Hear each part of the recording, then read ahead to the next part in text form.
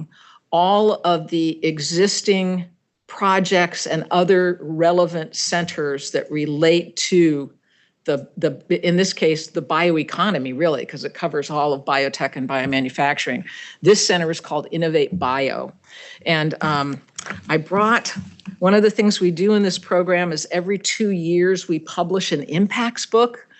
You can actually put into your search box ATE Impacts Book. You will pull it up. We have a resource hub at the University of Wisconsin-Madison, and it is online as either a flipbook form, as a PDF you can download. If anybody was interested, I have lots of copies upstairs. I could bring them down. But if you access that flipbook and go to, let's get the right page here. I think it is 46 or 48, 46. You will see that Innovate Bio is highlighted. Along with other, we also have a biomanufacturing center that's at Montgomery County Community College in Blue Bell, Pennsylvania. There's a pretty broad portfolio. Innovate Bio itself tracks all of the 2-year community and technical colleges that have biotech or biomanufacturing programs. At this current time, I think there's around 143 of them across the United States. So they were all involved in this call to industry to say, if we're going to think about what our program should be doing in terms of recruitment even and dual credit from a high school program or career and technical education into a 2-year program following with the possibility of an articulation agreement or articulated pathway into a 4-year and then into graduate. Industry, what do you need? So this is where this report was rolled out, was at this convening, which was at the National Academies of Science earlier this summer. So it was very well received. People were really excited to see it. And I there's a lot of words on this slide. There's 5 basic recommendations that came out of this, and I tried to highlight just concentrate on the bolded words. So recommendation 1 was expand and diversify the talent pool. Right, which I think we're all thinking about. We're all thinking about diversity, equity, inclusion, and accessibility. This was looking then at minority serving institutions. What are the kinds of support services? I was at a Manufacturing Innovation Institute's conference earlier this week, and very interesting that Department of Labor is now adding a plan for child support services in some of their calls for proposals. So things are really broadening. Thinking about what are the challenges and barriers that students have, what are the things we should be thinking about and being able to support and asking for plans. So that was the first recommendation. The second one was strengthen those worker-centered strategies, and the big word was partnerships. And again, at this Manufacturing Institute meeting, partnerships and collaborations were probably the two words that every single speaker used, all for 2 days. So that's an interesting one because it brings in the industry, brings in labor organizations, brings in community and technical colleges, brings in workforce investment boards, economic development agencies, you name it, non-governmental organizations, 501c3s that are interested in workforce, basically saying we all have current activities across this spectrum. How can we better work together so that we move forward at a more rapid rate? Because I think one of the real critical things that industry is saying is they're desperate. They truly are desperate for across the board people to enter the workforce. So I think that's really a really important one. And then evaluate the approaches. What are best practices? What are things that we've learned from what we're doing? What are things that we could disseminate more broadly? And I know here at NSF we talk a lot about the incredible research and activities that our PIs convene and bring together and move forward in a given area. And then one of the questions is well, how do we scale that up? if we know we have something that's really innovative or something is really moving forward or there's some new effort that really is important, how do we get more people aware of it? We all have, right, dissemination conferences, you write a peer-reviewed paper, whatever it is, but there's always this thought about what can we do better to disseminate this information. And I think that's one of the other things that's important. Expand the pathways. How many people think that there's an issue with articulation between institutions, between 2-year and 4-year, right? I know I had a biotechnology program myself in California, and one of the issues was always a student coming to me saying, "I've transferred to San Jose State, and they're not accepting X course." And I'd say, "Well, what did you take in?" Well, I took in the full syllabus and I took in the program, and the faculty member said, "Oh, but your instructor didn't cover X activity in the depth that I do, so I'm not accepting that class," right? So I think one of the things I think we really do need to think about is how do we make cleaner articulated pathways? And I know a lot of you have heard the more on-ramps and off-ramps for students. That, in terms of a 2-year program, I would get a lot of students going into a lab, an industry lab. A lot of my students ended up at Stanford as technicians in basic research labs, and they would come back to me and they'd say, "Okay, I want to learn more. What's my next step? How do I get relevant credit for the experience I now have, along with what I did in the 2-year program, to move and transfer and then complete the next degree?" So clean articulation pathways and an understanding that a lot of students move in and out, I think is really critical. And then finally, we've got improving our data and analytic capacity. And it was great, the first slide, that there is a new partnership and center with mathematicians. So I think that's a great one. There's a special call out to use more of the Department of Labor competency models. Have any of you had a chance to look at the Career One Stop website for Department of Labor? They build competency models. Actually, a lot of the competency models have been built by principal investigators from my program. It's a pyramid structure. The bottom tier, you'll immediately recognize because it's employability skills, communication skills. What are your skills in writing and understanding other people? Can you work alone? Can you work in a cross-disciplinary team? Right? All of the things you would think about are things we would want all of our students to acquire anyway, but they're called out in that first level. The next level of a competency model is basic foundational STEM skills. Okay, are you going into advanced biomanufacturing? What are the biology courses and mastery concepts you should have gotten? Engineering.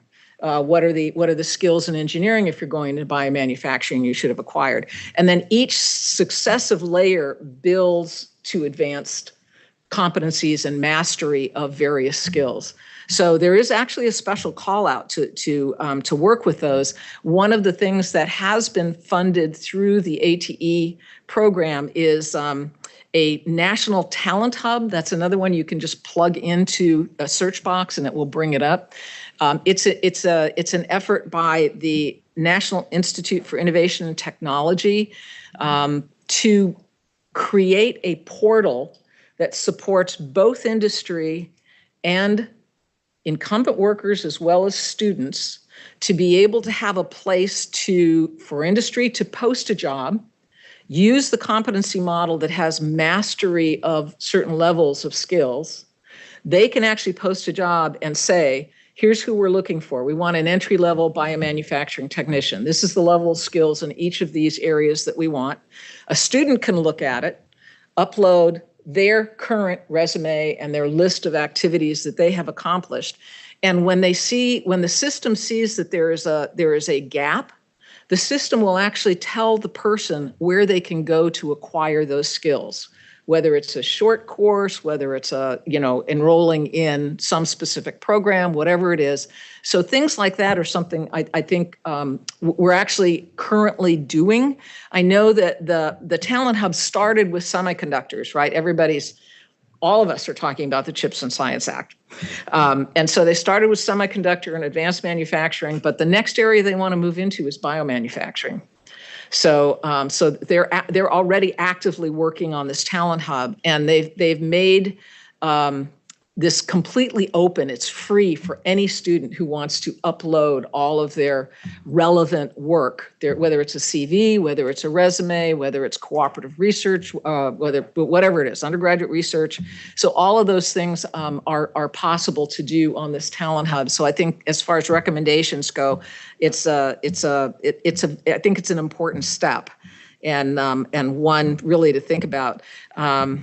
And so I really, I wanted to make this very short, open it up for any questions you have. One other thing I did want to say is the Micro Nanotechnology Center decided we needed a peer-reviewed journal for advanced technological education. So this is the first edition, okay? There are now 3. The third one, which will be rolling out by next month, every single article is a peer-reviewed article from a student who has completed an undergraduate research project. So I think that's really important. Another thing which I think I brought down is we do have an ongoing partnership and collaboration really across the agency now.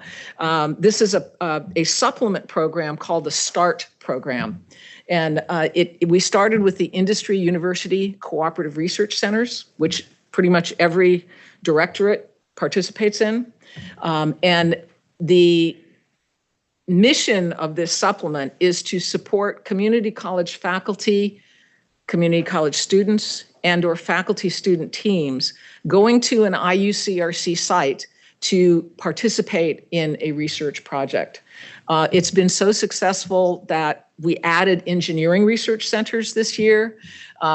I will say that, the ATE program looks at the skilled technical workforce. So that would be that sector of the workforce that does not necessarily need a baccalaureate degree moving into industry, and industry sees them as highly qualified.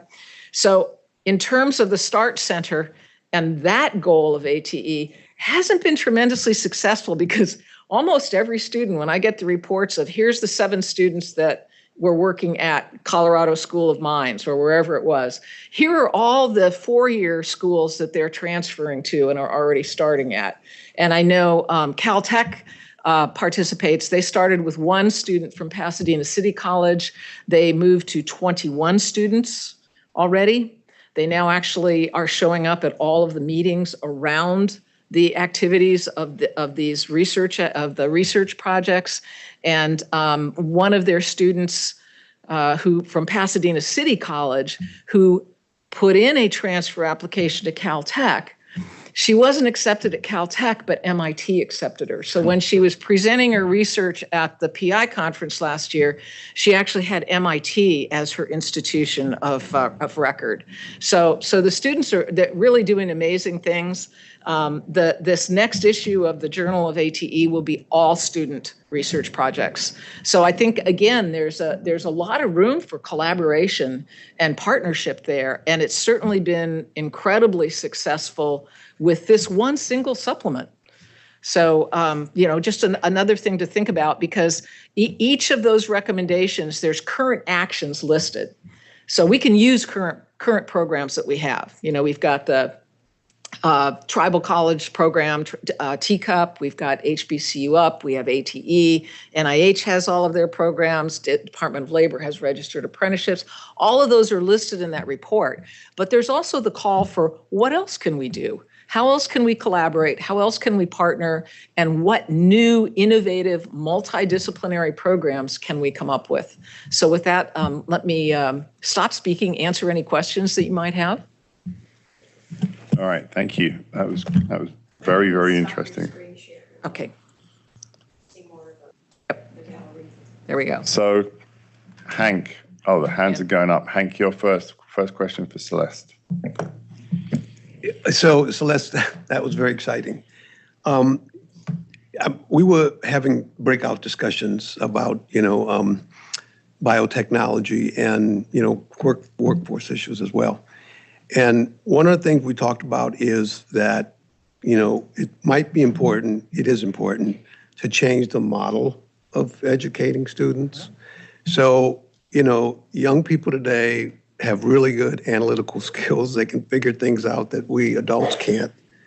And they learn really fast and they adapt to new situations. And I'm just thinking about, all of the different student-centered learning, peer mentoring and stuff like this, how beneficial it is. I heard you say that these students are accelerating even in the 2-year schools and getting into the 4-year schools. So what, how is the ATE program trying to leverage, all of that sort of untapped talent that these young people have so that they can really enter this, the pipeline of biotechnology and get more interaction from the companies that they hope to be working with one day than, the old professors in the university community. Well, I think it probably is a good thing to do both, right? But I will say that within the ATE program, a requirement of anyone who submits a project or center is that they have committed industry partners.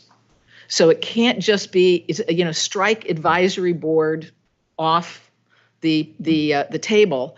And it's literally a partnership. And one of the things that has come out of the ATE program, which actually this October, next month, we'll have the 30th year anniversary for ATE. So it's been around quite a while. But one of the things that came out of our Convergence Technology Center, which is a computer center, computer science, networking, cloud computing, that type of thing. The principal investigator there brought in her industry partners and she said, I want you to be partners. And they said, well, what we think is important is that this sector that we cover changes so rapidly. We want to be able to look at your curriculum and change it on the fly. So they meet quarterly. It's called the Business and Industry Leadership Team, or BILT model. They meet quarterly. They change the curriculum for the 2-year program in cloud computing, networking, and information technology. That rolls out to the current set of somewhere between 60 and 80 community and technical colleges across the United States, and they immediately change their curricular materials. So they're on the edge with what industry sees as the sort of forward edge. So, I think that's one aspect. Another, especially within the biotech area, the community and technical colleges have taken advantage of a couple of opportunities that have arisen. And there are both contract research organizations that are run with students that are taking some of those industry projects that maybe it's a startup and it's kind of on the shelf right now because they've got all their efforts going to getting that first product out the door and staying viable. But there's other ones where students can do the experiments and provide the data so that they can make decisions at some point as to whether or not that project idea they had is something that's really viable.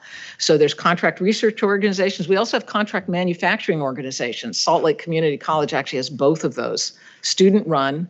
And the contract manufacturing organization, they actually sell their product to Carolina Biologicals.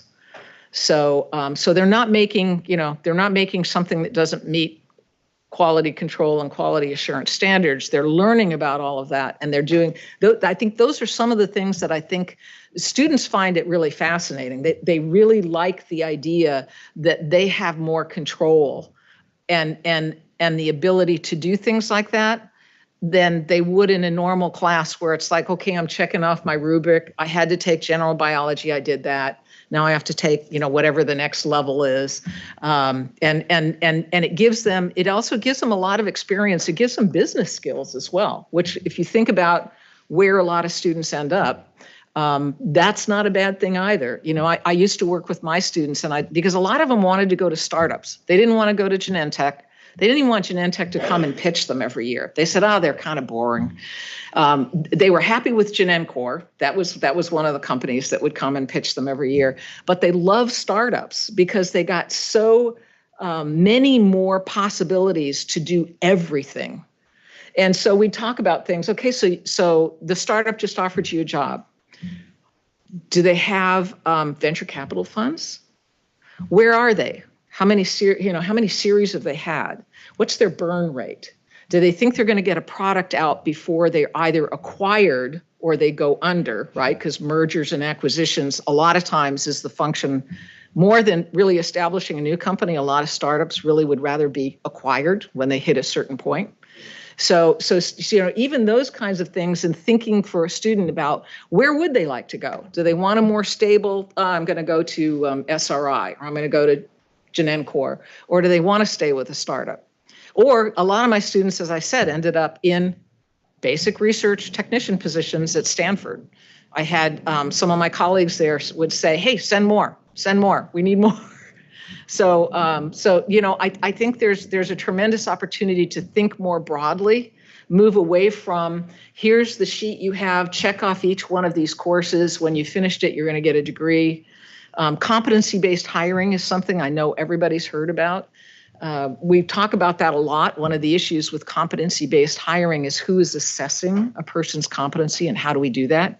Because as faculty, I think myself included, right? You do a lab practical, right? It's pretty straightforward. We're still using Scantrons, right? Multiple choice exams in a lot of cases, and that's our assessment and evaluation. Industry's looking at mastery within a set of skills that they want. So I ended up with a set of technique-specific courses in my program that were all taught by industry. The person who taught high-pressure liquid chromatography ended up, when I only had initially one instrument, he went and pitched Shimadzu, and my talking point always was technicians actually have a lot of leverage to buy the next set of equipment that's going to come into a lab. So Shimadzu started giving me 8 HPLCs, all the columns, all the software. Every 2 years when a new instrument would come out, they'd pick up the old ones and bring new ones into the program. So the course was about not so much about theoretical aspects of HPLC, but do you trust the data you just got off this run? How would you analyze it? What happens when your pump breaks? What do you do? What are the actual functional competencies of HPLC? So I think things like that are things we can think about as well. That's great. Thank you. All right, we're gonna have to move on. I know there were 3 questions, but we've got to do our breakouts and our report outs. If you have questions for Celeste, maybe you could email her to follow up, or I know that Suzanne is going to be leading the workforce discussion. Suzanne's kept her hand up. I think this means that Suzanne really wants to ask a question quickly. Okay, we've got to keep the Q&A quick on this one so we can move on. Suzanne. No, Suzanne's gone. You're muted.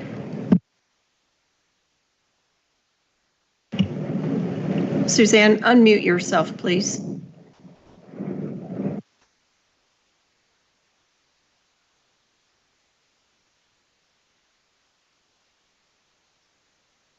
Suzanne, you're still muted. Oh, she's gone. All right, that means we're going to move on to the breakout rooms. Technology didn't help. Okay, so we're going to firstly thank you very much, Celeste. You've given us the perfect transition to our breakouts. So now we're going to look at opportunities, gaps, and bottlenecks for building the bioeconomy related workforce. So we're going to be using the same format as yesterday, the same breakout groups in the same spaces with new links, new Zoom links, I think or yesterday's Zoom links. No, they're. Okay, there's new Zoom links. Check if you have them. Check your, it should be on your agenda. Okay. So when you're having these discussions, try to use the following guiding questions. Try to think about progress towards advancing the bioeconomy, what opportunities exist for building the workforce and what gaps should be filled, and then what bottlenecks must be overcome. And just a reminder that since we are the BioAC, try and frame this in a biology context as much as possible so that we can bring our specific issues to the director when we meet with them later. Okay, I hereby banish you all to your rooms.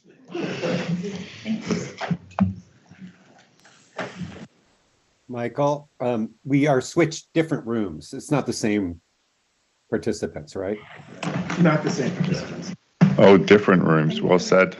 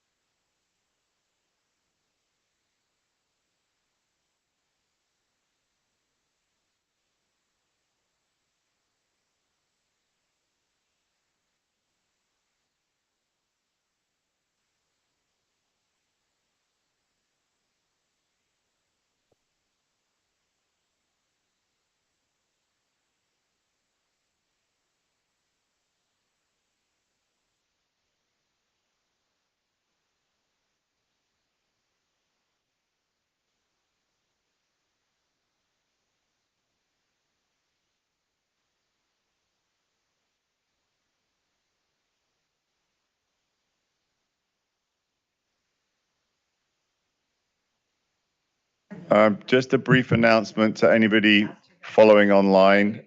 Oh,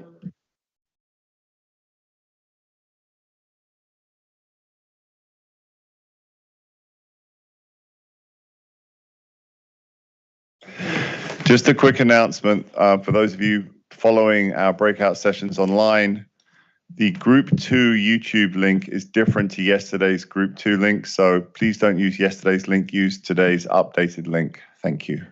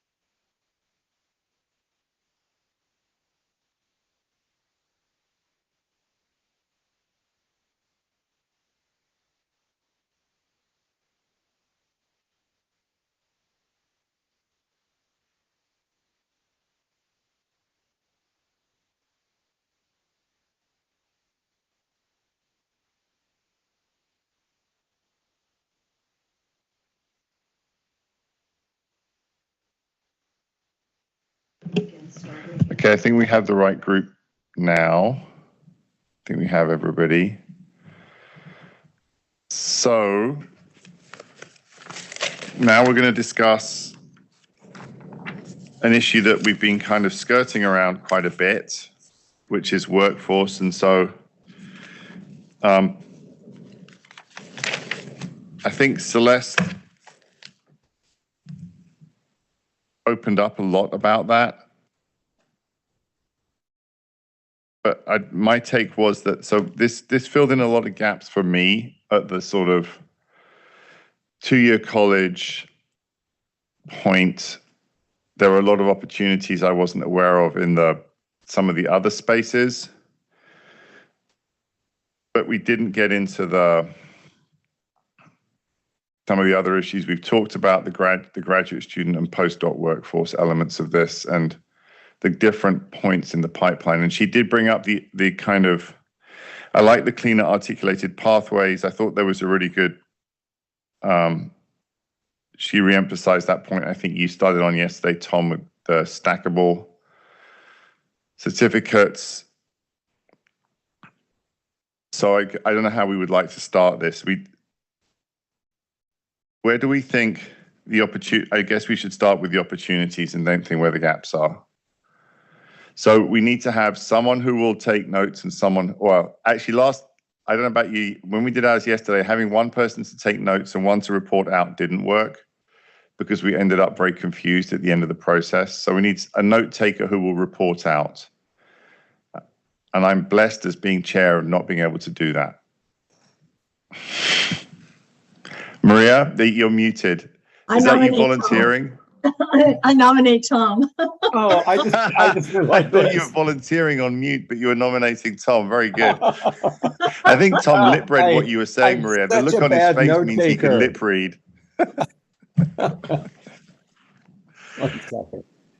I'm I such think a Tom bad note accepted. taker. Good work, Maria. Good Oh. delegating. Thank you.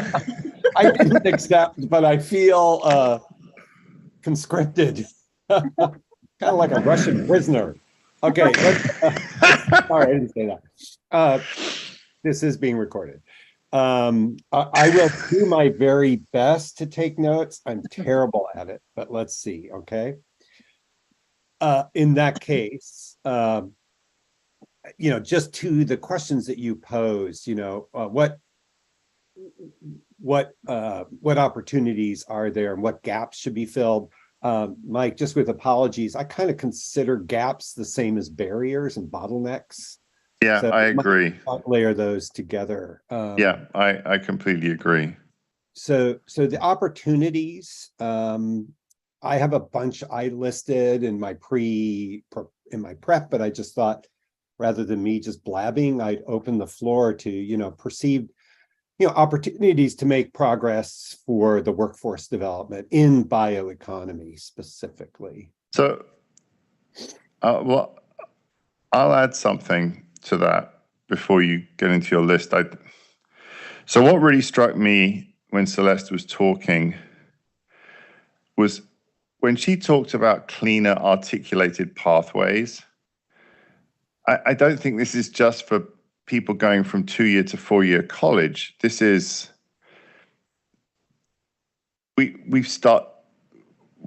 some schools have started doing this much more with undergraduate degrees in terms of career pathways that they articulate. So if I'm thinking about that, we've always done this. If you're pre-med, we have a clear articulated pathway that we outline. If you're pre-med, what you should do, what classes you should take, and the expectations to take that career path. Some of the other career paths are less well articulated. And this gets even worse in graduate school, I think, in that it's, you work for me, you do experiments, everything will work out. And maybe what Celeste what she outlined could be, I think in bio, there are so many different directions. And I always thought one of the strengths of the IDP model for PhD students was that you started to try and articulate a pathway for them. That you started to think about, well, if you're interested in this, you should really consider taking a class in that or seeking an internship in that. And maybe that's where bio can support graduate students with a career path more. And maybe this, so that's the one thing. So I'll let others talk, but that's one thing that really struck me when I was listening to Celeste. Because when she said that someone at San Jose State tells her that from the 2-year community college, you don't have the right content in your classes, that issue echoes when PhD students are looking for jobs. They're told, well, you don't know enough about coding, or even if you're a biologist, well, you're right, you don't have enough writing skills of your own, or these kind of things in terms of making you more than just the knowledgeable biologist, but the complete member of the bioeconomy. Maybe that's a bit too dramatic, but okay, I'll let others say something. Great, Mike, I'm writing notes. If you see me typing, it's not email. I am actually taking notes. Go ahead. I'd like to say maybe a couple of things. One is that the Keck Foundation has invested both in Santa Monica City College and Pasadena City College, which we heard about a minute ago. And the problem that they both have is, well, PCC especially got a big grant from Mackenzie Scott, and they've been putting that almost exclusively towards access. So that's been a big help in terms of their biotech training programs. What they don't have is modern equipment, and they have no way of getting it. So that is a huge bottleneck. And Amgen doesn't want them to learn on a 2G instrument when they're using 5G instruments, okay? So I see that as a huge bottleneck, and there seems to be, you know, again, real problems with getting that for them. The other thing that is kind of funny, especially with respect to Caltech, is a lot of them do internships, and they find that in the internships, these kids, a lot of them are such good technicians that they are begged, even by academic institutions such as Caltech, not to go back to school.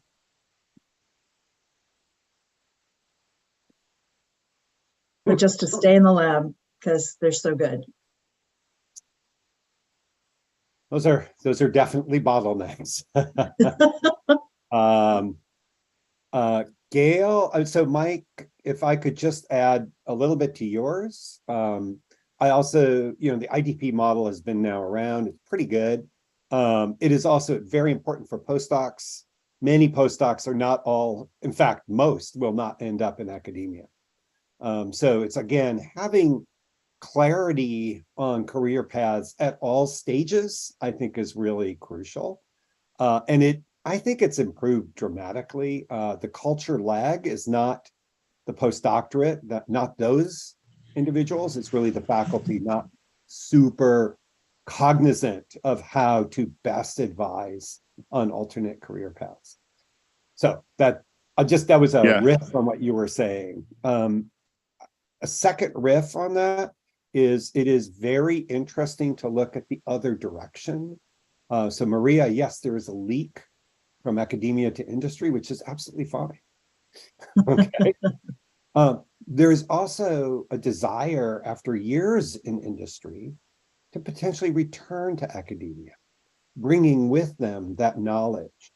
In engineering, this has been happening where people who got a PhD went on to pharma, loved their career at pharma, did discovery, did, you know, rollout of drugs or whatever, but really would like to return to academia to offer both their science knowledge and that. So I would say the double path is super important. So can I add go on, Gail. comment to this? I was at a meeting earlier this week where someone had done that. They had retired. They had been in industry. They had accepted a position in their retirement at a university because they wanted to really train these the early career scientists, the grad students, the postdocs, in what industry expected, because what they were getting through their academic training was really great fundamental science, but they weren't necessarily thinking like somebody in industry. So what she was pointing out was that it was trying to get students and postdocs to think about the question from a different perspective and think about it from an industrial perspective. So having that person who's been in industry going back into academics to strengthen these programs, I think is an excellent approach because it sounds like it's working. Yeah, Yeah, I mean, Yeah, there's a version in engineering that I watched. It was called On Ramps for Women in Industry to Return to Academia. It was a double issue, not just bringing back to industry from industry to academia, but bringing back women as leaders in that area. And that was a specific program I saw. I do think you kind of took the words out of my mouth, Tom. It's about on-ramps. We talk a lot about off-ramps. In biology, we're always talking about, well, if it's not working out for you in your PhD, we can give you an off-ramp. These are all off-ramps, but these should be on-ramps to something else in a more viable way. I mean, I worked in pharma before I went after my PhD, and it was a valuable experience, but I had to find the right PI to go back to postdoc through. Whereas I'm seeing, because I was running a dean search in an engineering school, that they have plenty of faculty who spent time in industry before going into academia. It's very atypical in biology. We kind of frown upon this route. It's almost sort of well, why didn't you stick it out in biology rather than you went to industry and now you're trying to come back? So culturally, I think that there are opportunities there in biology, because then you would have people who could tell people, like you were saying, really would know how industry works, rather than having a lot of academics who have no experience. And it's very different if you bring someone in to talk to people versus someone who's actually worked there. And you can see it. It makes a big difference in a lot of engineering schools that they're very open in that way.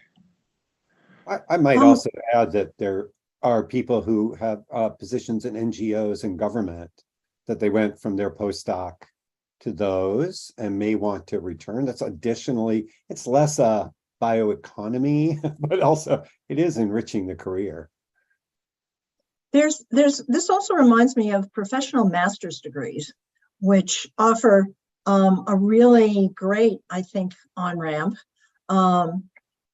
And they tend to be, or can be, in regulatory, for example, or legal, or other areas, which combined with whatever level of science degree is extremely valuable to industry.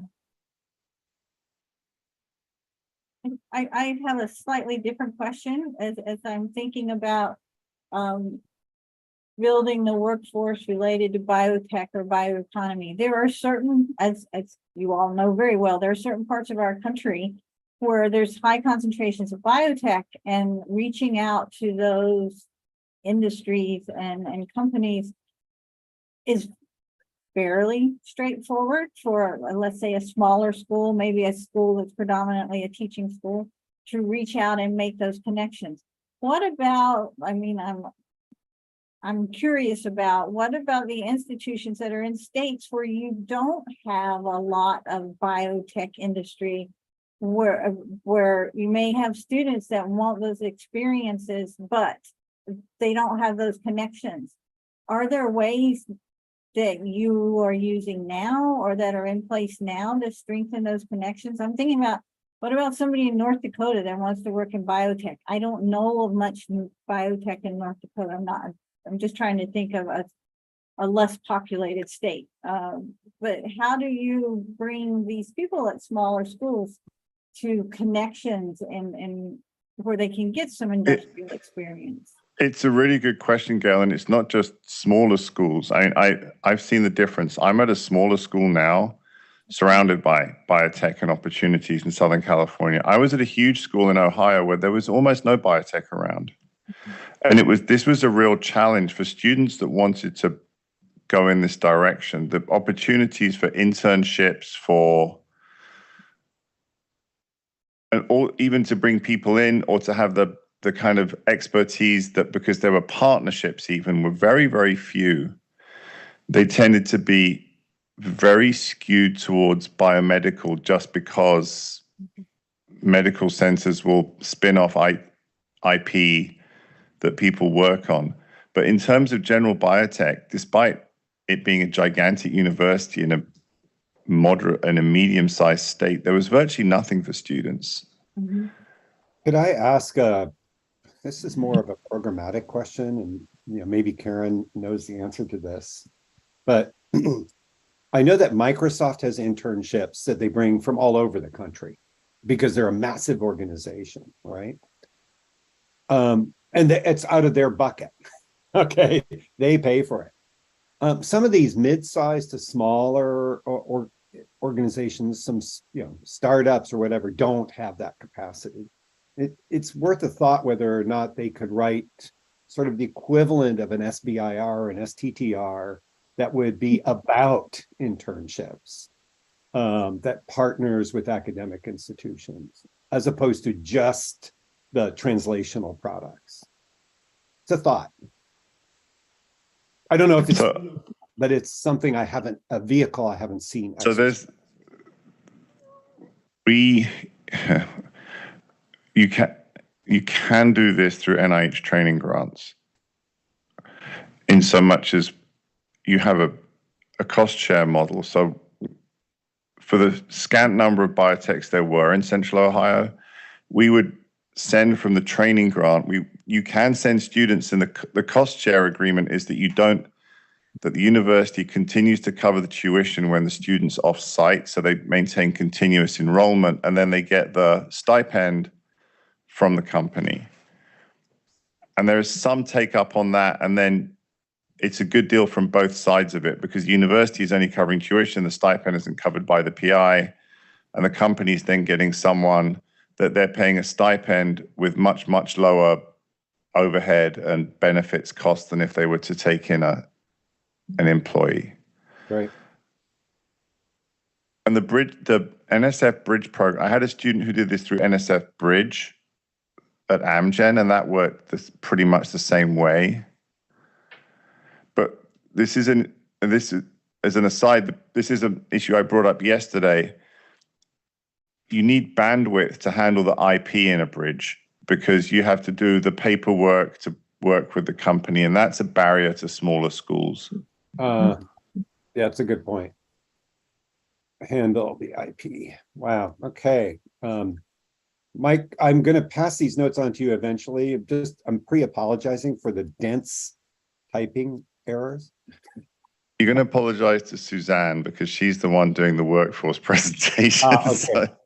Could I just switch topics about sort of opportunities as well?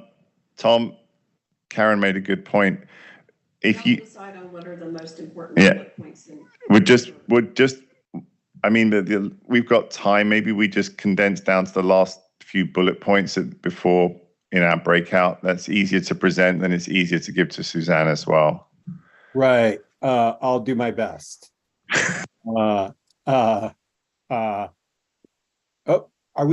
Is time up for us? No, not yet. Oh, okay. I saw him. Oh, he just went to get liquid. Okay. 11:20 is when we go to. Okay, got it.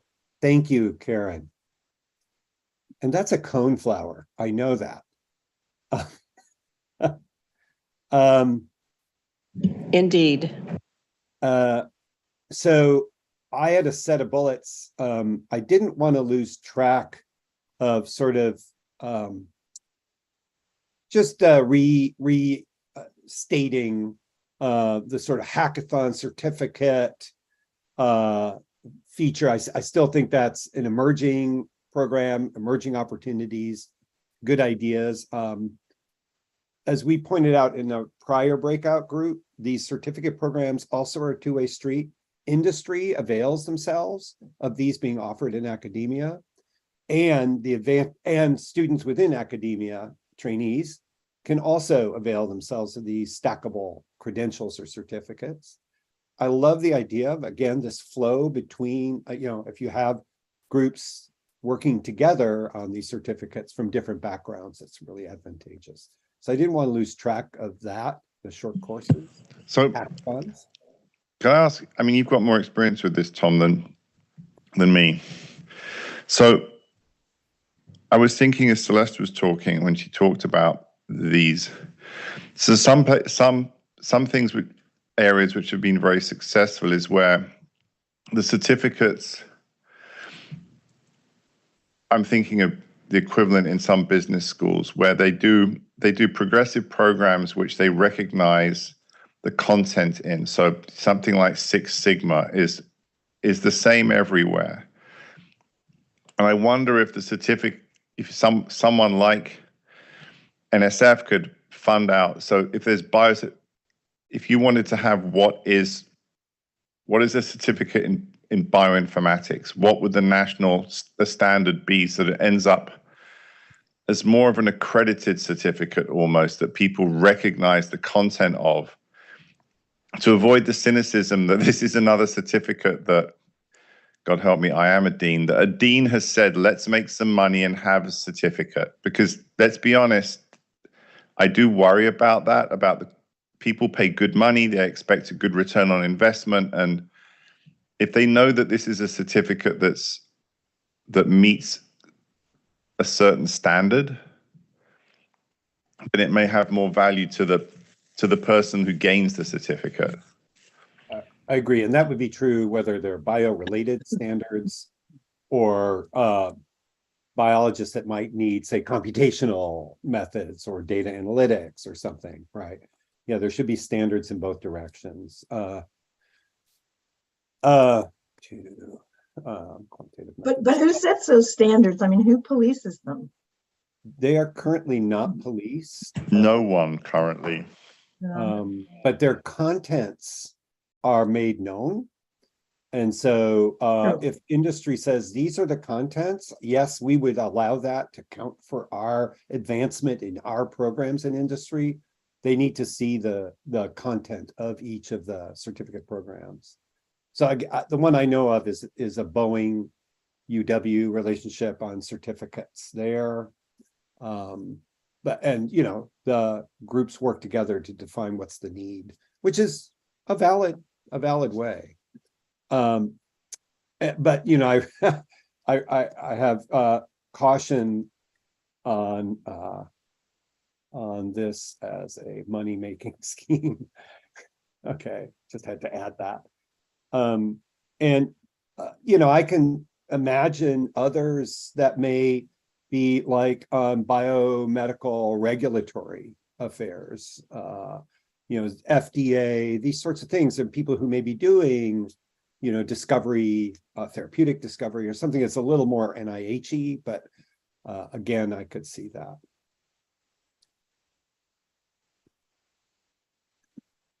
I mean, we have some in food science, and to your question, Maria, that it's the industry, that there's an industry standard for the certificate where we have to show curriculum content that meets the requirements to show that you have training in this area.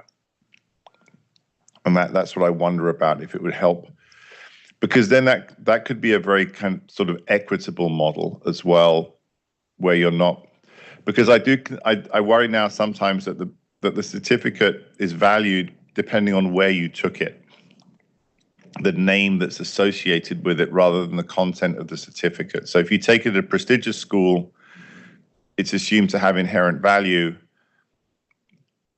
And I think that if it's the content itself which you're showing competency in, then you can get away from that a little bit, and it becomes a bit more empowering across the workforce, regardless of where you are.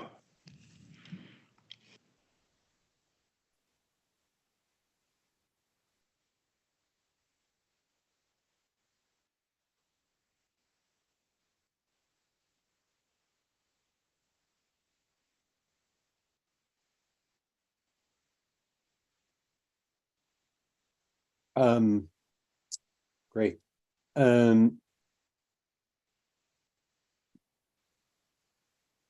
Can I just also, let's see, I'm looking at my notes from before we started.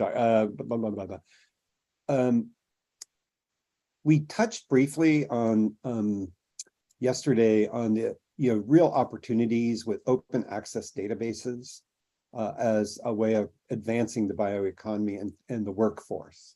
The importance of open access databases. And I think that can't be overstated.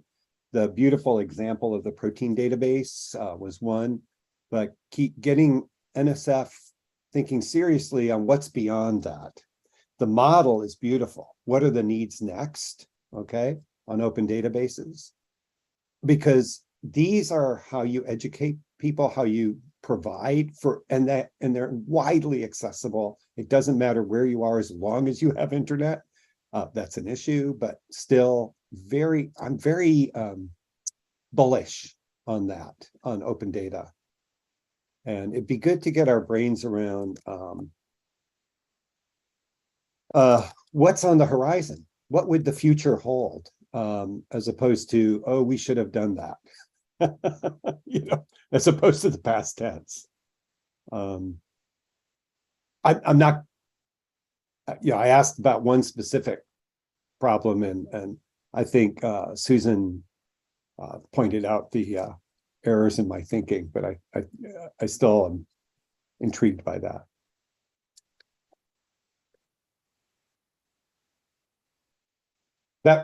That's a thought. I don't want to push hard on that.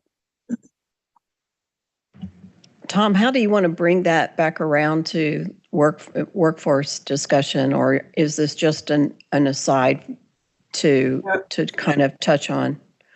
I see it as actually key to workforce development. In other words, just as we heard that instrumentation from Maria is a real problem, workforce development can be amplified in areas where there isn't easy access to instrumentation via access to real data and real analytics. So I'm thinking of the workforce development as something that can avail that students and diverse populations for under-resourced areas can access things. And we should really build on that, because it's really expensive otherwise to do workforce development on devices. I'm just saying it's not exclusive of systems, it's in addition. Did that give clarity, Karen? Yes, thank you. You're welcome to say no. No, I was just seeing this as, we talked about how important computation. I just wanted y'all to register it. That's all. Oh, yeah. And, in the general sense that computational approaches to life sciences also democratizes our science because of the accessibility of compute or potential. There's somewhat limiting access, but yeah. What in general is possible remotely?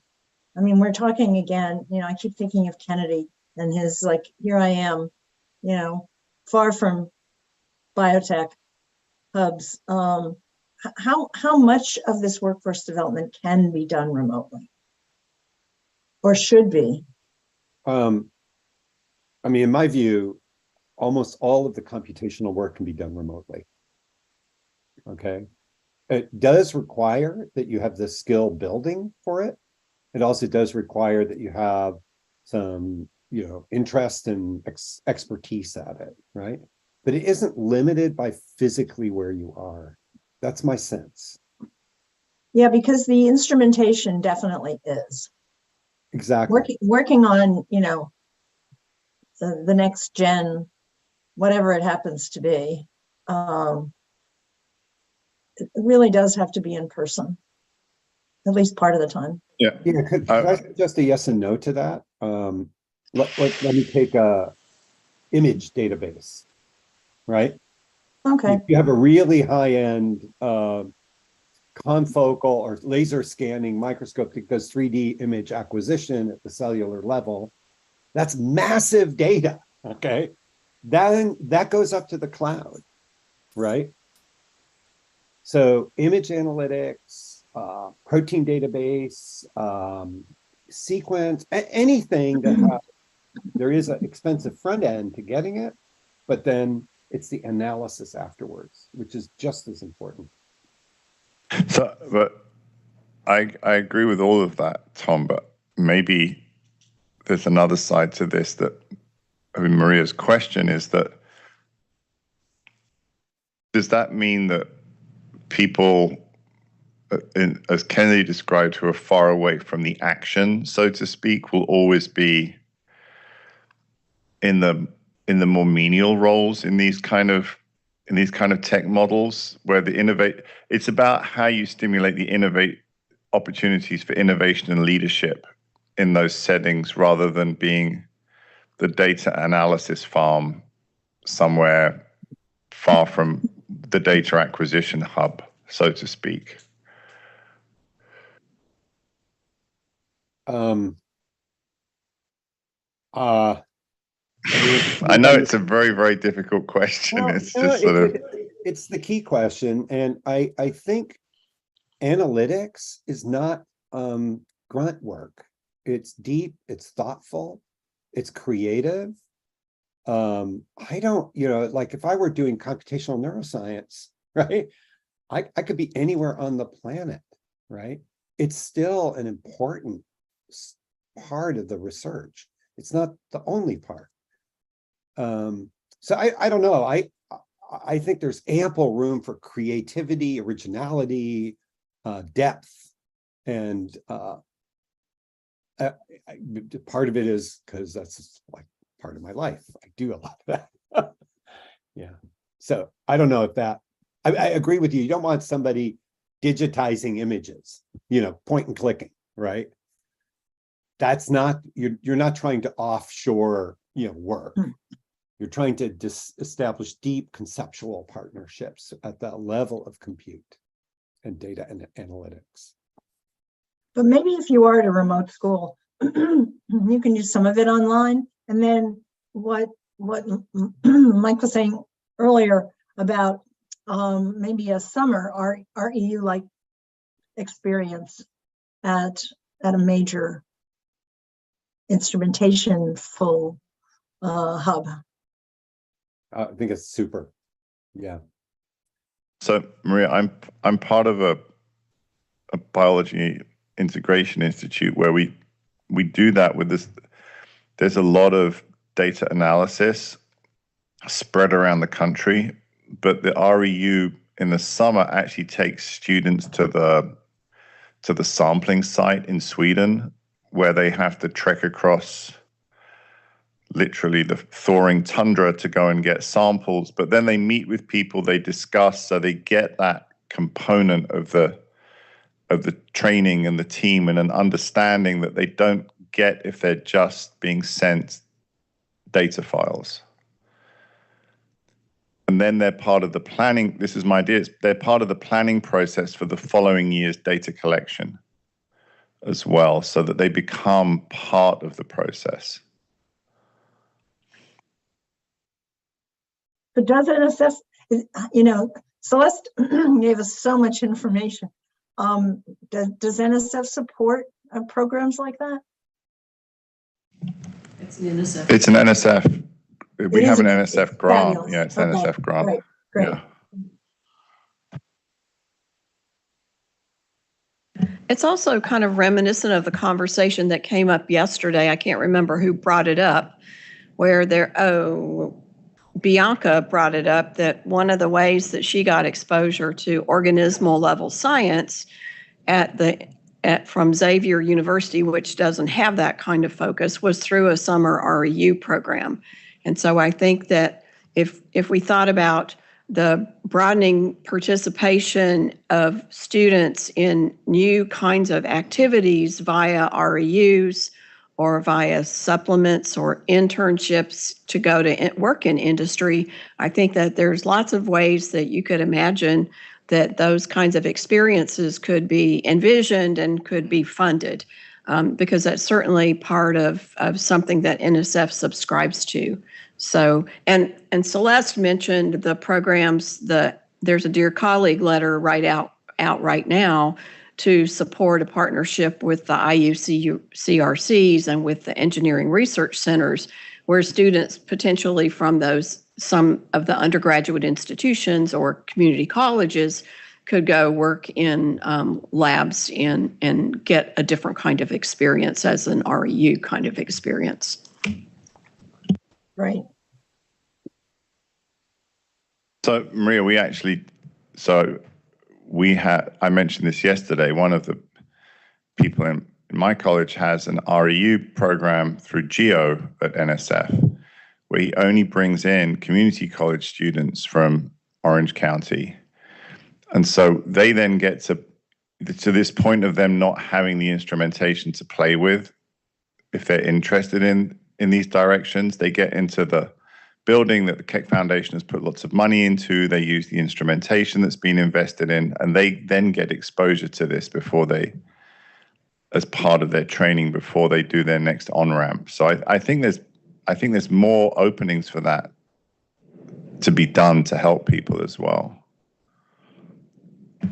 I should also point out that the Allen Institute runs a post-baccalaureate program, which brings students from HBCUs to work on advanced instrumentation there. But that's privately funded, but really exciting. So those models exist.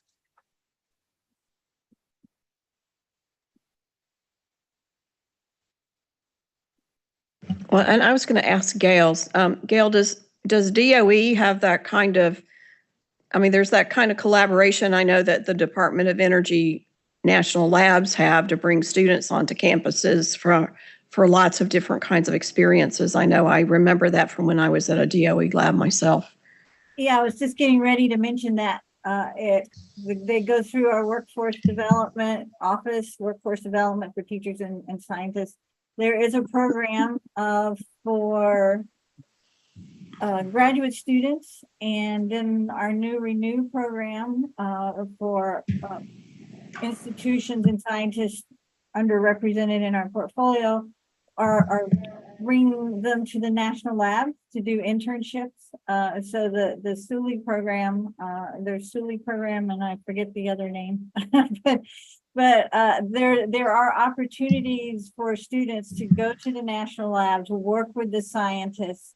Usually they go in the summer, based on the national lab scientists I've talked with, that they're there for several months in the summer. They get to work on different projects. They get to be involved with some really cool instrumentation at the lab. So there are opportunities there. For the graduate student one, they have to be doing something that aligns with what DOE is doing, but they get funding to go to the lab, so they don't have to pay their travel. They get money while they're there at the lab. So there's opportunities through the DOE laboratories to use a synchrotron or neutron sources and to interact with the scientists and see what kind of work is being done there.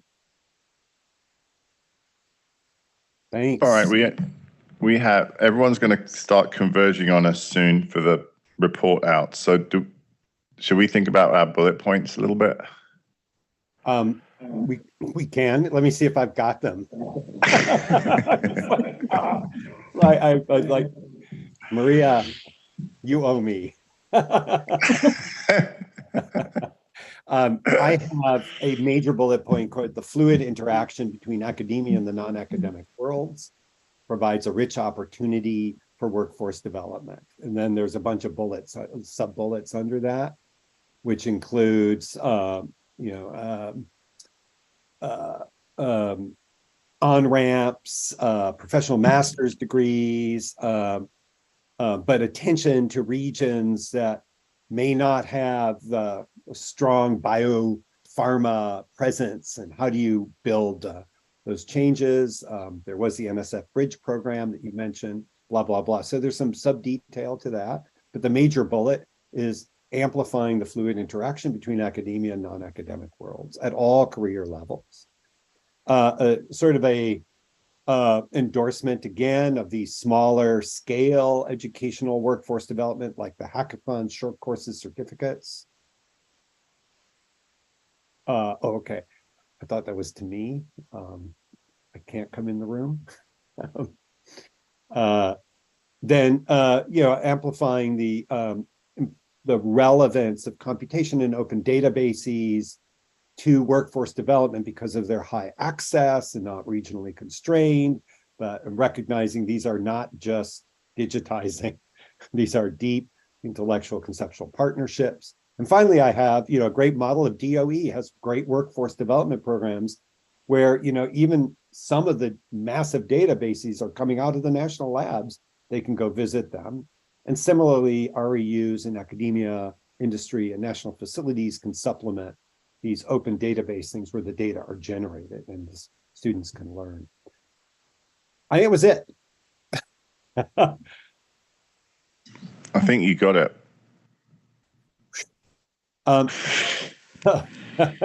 Can I ask one question to you folks? And that is, I taught for almost 40 years in life sciences. Life science students oftentimes have antibodies to quantitative sciences.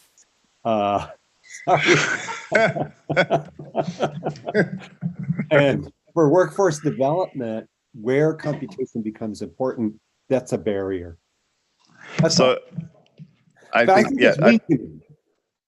think that's that's a bottleneck and an opportunity, as we talked about, is that, to try this idea of, when Maria asked, aren't there standards, and me and you laughed, I think that was a bad sign about this, that you would expect that maybe NSF is in a position, especially since Susan Marquesi does do quantitative work as well.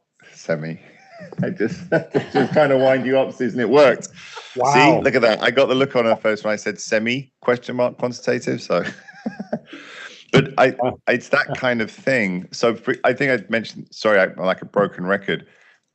NSF T32s require that you document how the students, how you will provide, NIH require how you will provide quantitative training.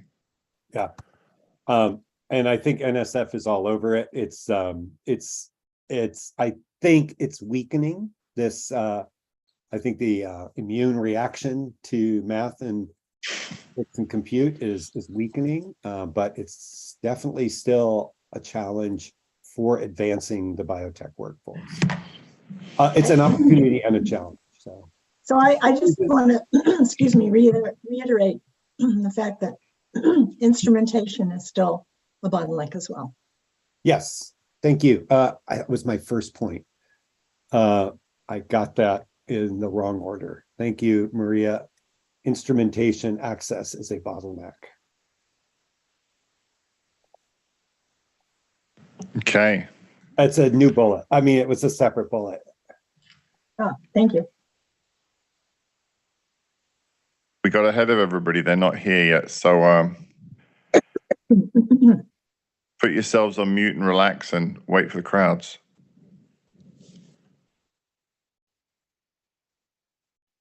Is Susan Marquesi there? I am. Hi. Hi, Susan. I just got here. Great. I have to get on Zoom and then I'll get back on. Hi, Get Tom. on Zoom, no problem. I just had a question. Remembered the last meeting you were at, because then I have to find. I actually helped develop for our students. Yeah.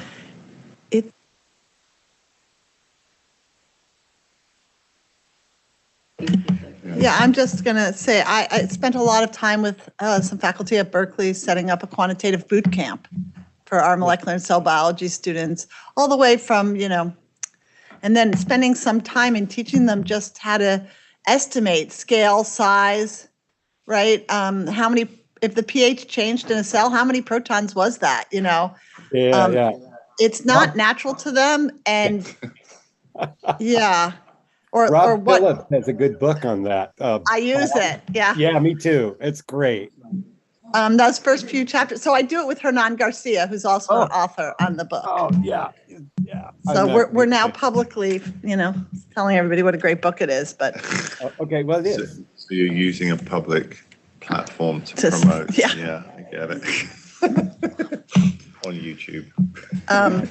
but it is an exacerbated issue due to the pandemic and the students' ability to learn, and not just Wikipedia and things. It's not their fault by any stretch of the imagination, but it's a challenge that we all have to figure out is how to get them ready for this. And the fact that they love playing on a computer is also the exceptional thing, that's the way they love to learn. So we should take advantage of it, Yep, if I'm allowed to have an opinion. you are. Thank you. You're paid to have. I had a separate question for you. I wanted to circle back on the PDB topic. Do we have a moment that I can ask this? Can you speak up just a bit? Oh, yeah. Can you hear me now? Yeah, Yeah. it's a little bit, we have a train going by outside. Oh, wait. But I can hear you. Yeah, I was trying to think about what's next? What's the next big national need that's of that impact and ilk? And See the impact. I mean, we have to understand it, the impact of sequence variation. okay. That would be, my gut is predictive impact. We're not recorded, right? Okay. There's some really beautiful work coming out of Northwestern. Somebody named Gabe Rocklin. He was in Baker's lab, and that looks at, I can't remember, I'm making the number up, 6 million variants at a time of these very small proteins. And then we'll work with DeepMind to try to see if you can, and that gets at your question of dynamics. Exactly. And then there's also the giant protein interaction database. Yes, that's another, yeah. Yeah. So these are things that are on the horizon that once made available can be incredibly enabling. Enabling is the right word. Yeah. Yeah. And the thing is, I was maybe saying or thinking about last night, I don't know if, is how many people I think I said it yesterday, the PDB before it came out, but now everybody, right, uses it. And also, I might add, people use AlphaFold inappropriately to understand their mutants. Yes. I'm like, well, it uses the fact that homology is the same structure. So not surprising, yours has the same structure. Yeah. Whatever. Hey, it's reviewers ask you to do it. Yeah. So, but, Okay, well, yeah. I still like doing Henderson Hasselbeck, so I'm an oddball. I work on errors in the genetic code, so variation is. Sorry, it's expanding the genetic name code, of not the errors. game. It always has been. Okay. So, hang all here. We're going to talk about pH for the next 20. Definitely. So we just say what the report out, pH. Just say it. Yeah. Protons matter. Angstroms matter. Let's get back to Are we ready? We're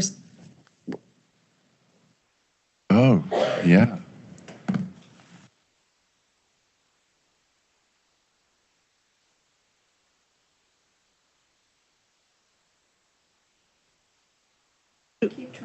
Do we know if people with NSF grants still have their students do IDPs? Is it a requirement or No. so?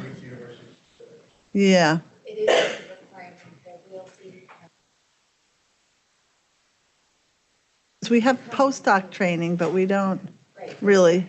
Could be in the coming year. It might come out. It's because of, yeah. What is, Yeah. keep me quiet? Is that what you said? What? Did you say tell Susan to shut up? No. Yeah, Don't worry. it's the way it is at Berkeley We too. work at university, so Yeah. we know exactly what We you're know. talking about. There's a thermostat in the wall, that's even. And then you get the guy to come out and he says, well, what do you think it's going to do? Yeah. It's like, well, it could work as a thermostat. You know, hey, you're funny. The person who runs ours is in Southern California. What Yes, have they done? they're arguing. Are they both in the same room? Well, wait. Oh, no, he's here, Kennedy.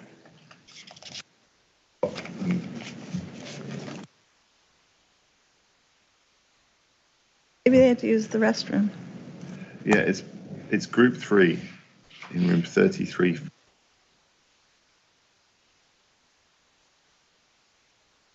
Eric, Suzanne, and Paul. So plenty going on.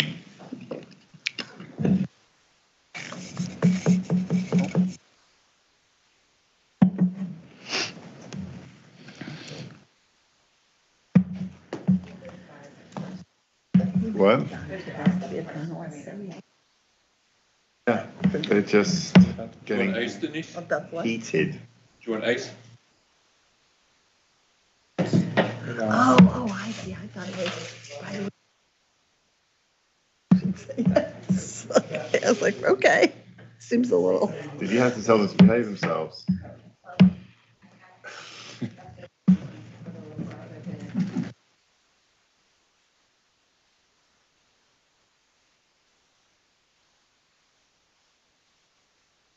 Quote, is it okay? I haven't read it yet. From Neon. Oh, Monday, turns out.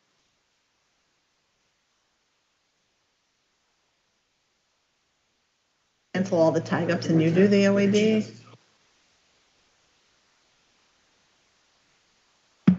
So we're gonna catch up. It's been a lot of Mondays. So am I, do you want me to come to this one or not? Prepped enough times. Okay. About what? No, I don't think it's. Amanda Carter's got me on a short leash. And Kendra. I'll be fine. Mm-hmm.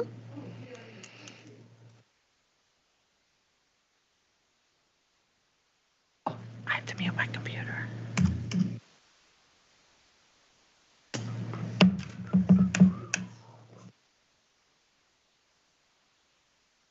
Where were they? Take it.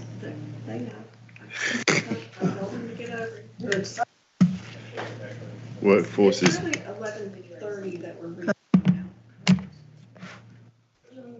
11:20 on the schedule.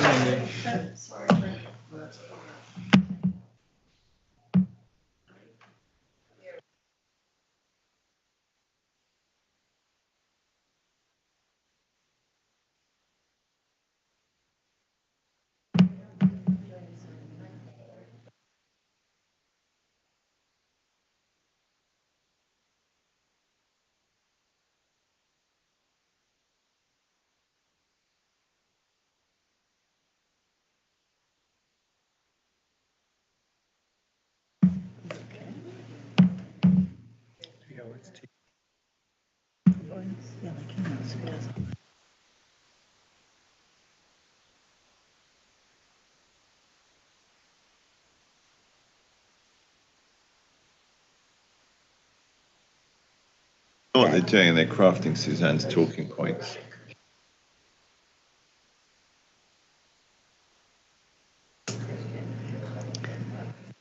That's Charlie. I'm like, who's standing up? Who's Belly? Belly is that on Zoom.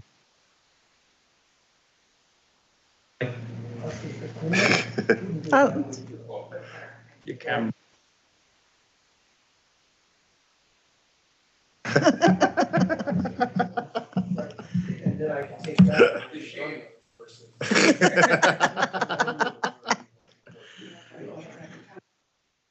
We know.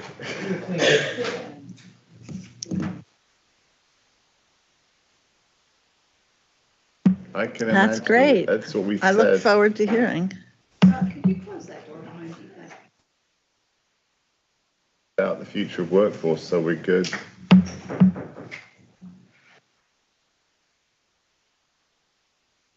Recording? Okay, we're back. All right, welcome back, everyone. So I hope you all had productive breakout groups. So we're going to have, like we did yesterday, each group briefly report out, and we've got 20 minutes or so if you want to ask people questions briefly as they go through. So we'll start with group one. Is that me? That's you, Tom. Maria told you it was you. Yeah, I guess so. Maria, I'll let you know. Just I got voluntold. Happy to do this.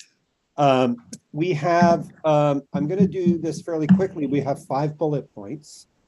Maria raised a very important question about workforce development, and that is that access to instrumentation is a considerable bottleneck, particularly at institutions, schools. Just wait 1 second, Tom. We're just adjusting the volume in the room. Just a sec.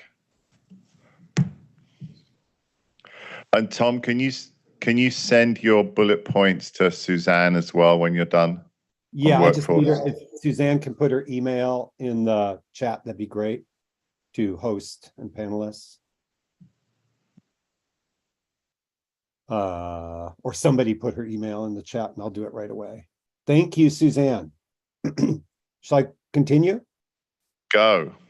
Okay, so bottleneck in workforce development is access to instrumentation, particularly in small colleges, which are under-resourced, and also in regions where there isn't close access to other major facilities. So this is considered a bottleneck. The Keck Foundation has invested in small colleges. Other programs are as well, as is NSF. But you do need the skills to run that. So that was bullet 1, is instrumentation access for workforce development.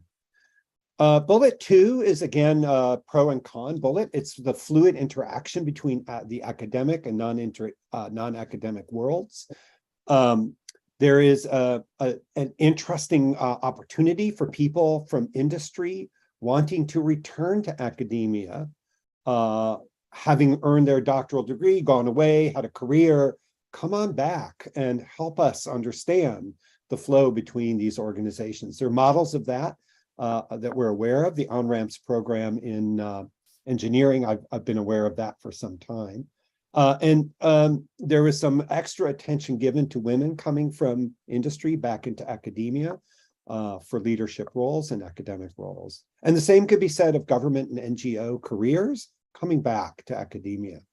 In addition, of course, providing a clear path and a set of career clarity on paths from academia out to industry and non-government organizations as well, and government organizations. You know, and one of the things that Gail pointed out is that regions that are rich in biotech and pharma often are rich in those opportunities.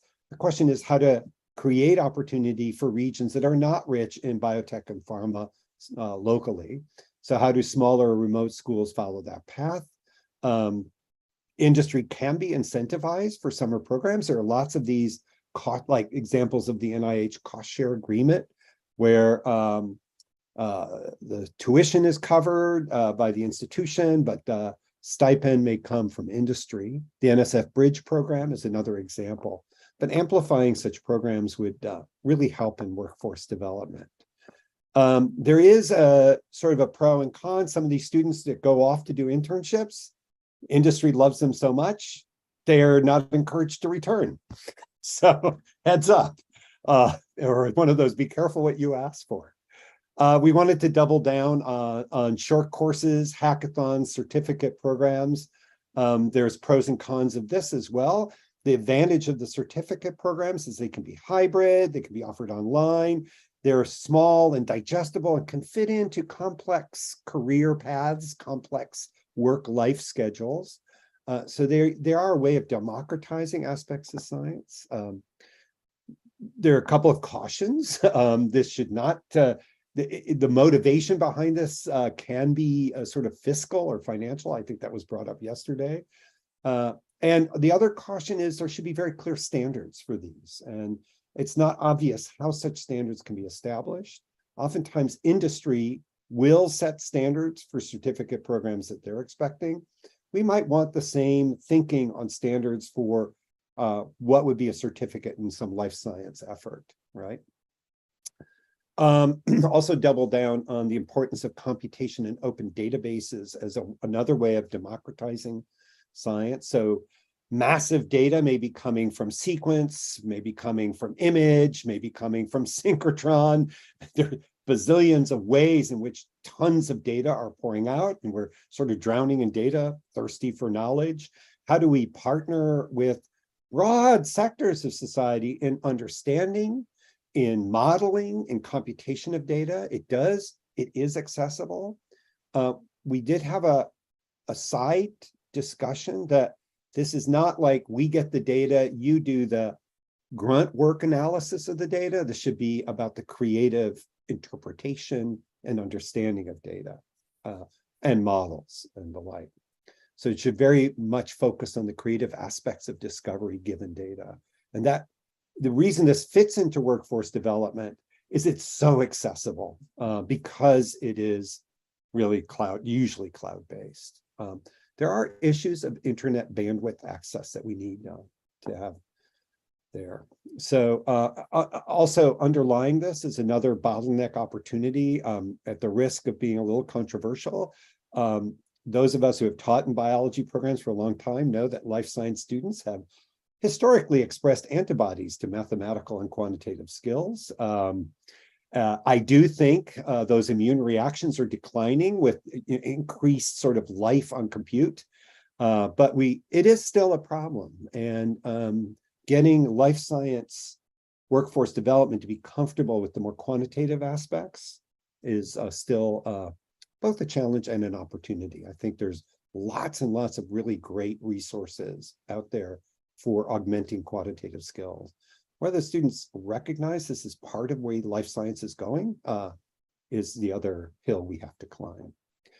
And then finally, Gail McLean, thank you for pointing out that DOE has some really cool workforce development programs where, for students that need access to really, really cutting edge instrumentation like synchrotrons and things of that scale. The national labs have opportunities that can be clarified as well. So I really appreciate that.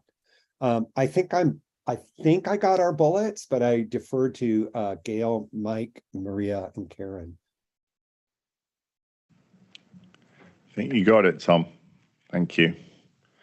Suzanne, we're on the way to you. All right. Group 2.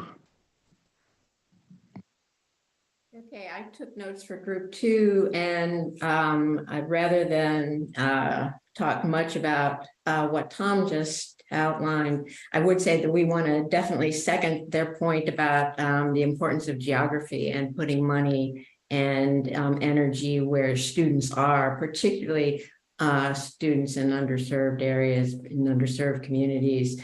And I would point out that those underserved communities often have extreme environmental challenges, for instance, tribal colleges. And certainly there are environmental science opportunities that should be encouraged and enlarged in those areas. And coastal flooding could also be, these are part of the bio workforce, we think.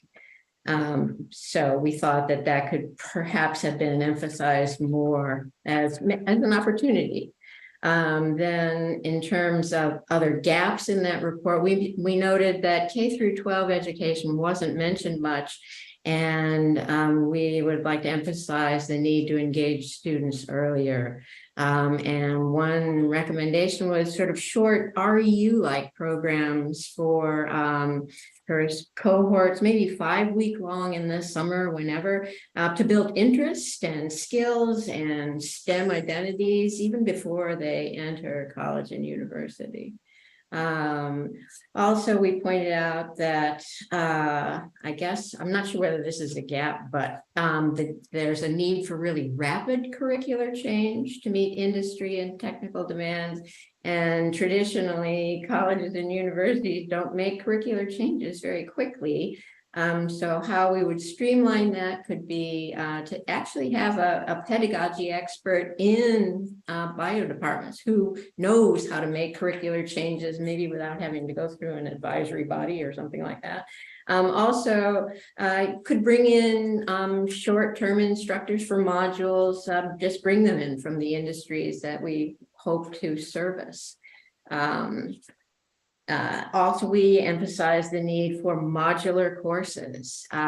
Somehow, basically, they're more flexible and absolutely necessary for developing a workforce. In terms of bottlenecks, we mentioned that immigration is a bottleneck, and more so in some areas of the country than others. But we're talking here about even bringing legal immigrants into STEM, into the STEM workforce. Currently, Latino women are proportionally, with respect to the population, the most underrepresented in STEM. And this is a workforce component that should not be ignored. But right now, just the whole process is so slow and cumbersome. Needs people at the federal level, right, needs a lot, but it's a bottleneck. And then there are educational bottlenecks, and these, I echo what Tom said, quantitative backgrounds just coming in from K through 12 seem to be really uneven and need to be developed. And there we sort of look to teachers in K through 12 and how science may not be their love or their training. And somehow the teachers need to be brought in and the students need to be brought in just to engage them and involve them in STEM learning earlier. Those are the elements we brought in anew. Oh, well, we also really want to praise the report for its emphasis on childcare and meeting childcare needs. And we would say that, yep, that's it's a wraparound need, childcare, life needs. They need to be met if we really, really want to broaden the scientific pipeline. So.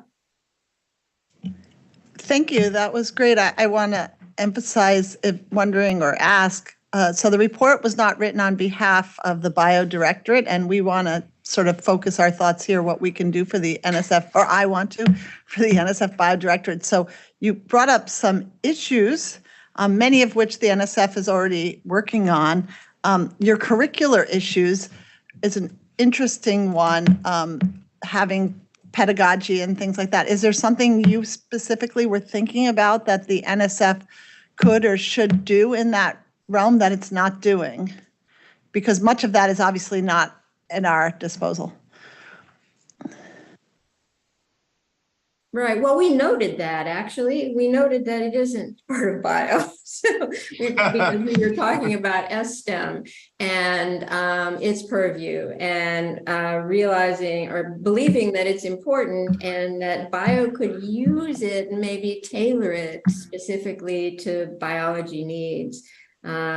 But you're right, those were more general perhaps than bio. I think for bio in particular, what would I say? I would come back to, just because it's me, I would come back to the need for more environmental oriented biological science and how that does dovetail with the geographic distribution of these programs. Thanks. Yeah. All right. Thanks very much, Gretchen. So, and now we'll move to group 3. Okay, I think I'm reporting out for group 3, and I'm going to tell you what I captured. Hopefully the other participants in our group, Paul and Suzanne and Kimberly and Eric and Scott as well, Santos, will steer us in the right direction if I get off course. So one of the things we talked about was, in terms of opportunities, is if we make it easier for students to transfer into other schools, like at higher education levels, this is going to help to prepare more students for biotechnology careers, to figure out how to eliminate the barriers. This is something that Celeste talked about really well in terms of what the 8 program is doing. We talked about giving students credit for work experience, make it count towards their academic credentials, as a way of kind of moving them up the academic ladder. We talked about opportunities in IGERT models of graduate training.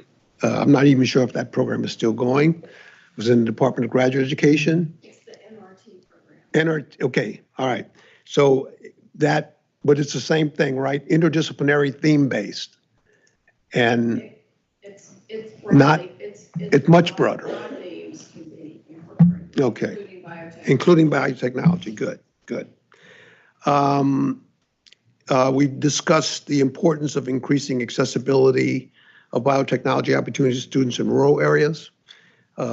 Perhaps this is something that we'd have to do remotely, but maybe not. And if there were internships and other opportunities to engage with industry that come out of that, then that would help to engage rural people in ways that people who don't really have access to the big higher education institutions. We talked about the importance of flexibility in curriculum design, something else that Celeste talked about in 8, and involving industry in designing curricula to make sure students have the kind of skills they need. Biotechnology apprenticeships, more than just an internship, actually pairing the students with a established professional biotechnician who they can work alongside and learn the profession. Another cool idea was industry-based professor of the practice. So professors of practice is teaching professors that a lot of universities have developed now. And we think about kind of like law schools do and engineering schools do. They invite industry people to come back and to teach students as a way of giving the students the kind of industrial skills they need. Some bottlenecks. We talked about disconnect between academics and industry, especially in biology. To the extent that that's true, that's definitely something we have to deal with. Then we kind of got off track and started talking about the dearth of postdocs, how we're going to solve that problem. But one of the interesting ideas that came out of that was, would it help us to attract postdocs if we had grant-funded research that's, based in universities where it's in partnership with industry so that the postdocs have opportunities to go into those industries, biotechnology industries, and do that work in the industry as a way of making the postdoc track more attractive. And then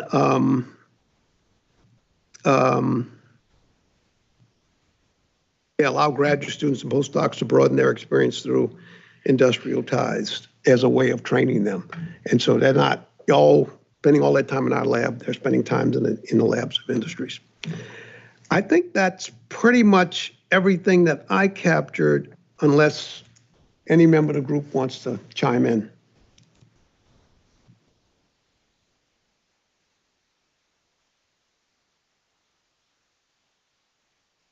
One of the things that we also talked about was that this is going to require, to be successful for the United States, it's going to require significant cultural change in academics, in biology, which is a tough one to crack. So just something to keep in mind. It might require a little bit of carrot and a little bit of stick. It's a good point you raised, Scott, because when Hank was talking, I was thinking about mTOR. So mTOR came out of a partnership between a pharmaceutical company and a university in Switzerland. It was a joint project.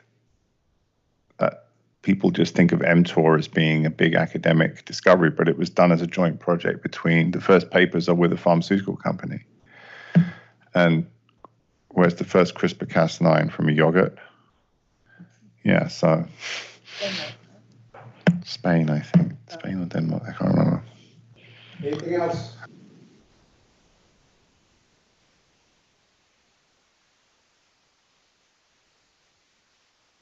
All right, thank you. Any questions? I want to be a little cognizant of how we're going to prep for our meeting. So I want to, Suzanne, do you think, because Suzanne's going to come back in a little halfway through our pre-meeting prep, Suzanne, do you have enough to start with for the workforce pitch to the directors? I think so. Gretchen, if you could send me your notes, that'd be really helpful. My email's in the chat. Okay, I'm going to share an iPhone photo on my notepad. Okay. All right. Does anybody else have any questions for any of the report outs or anything before we break? I just have one. The last comment on postdocs struck a little thought. Here at UW, and I think other places, there's a new set of postdoctoral programs focused on entrepreneurial postdocs, specifically that.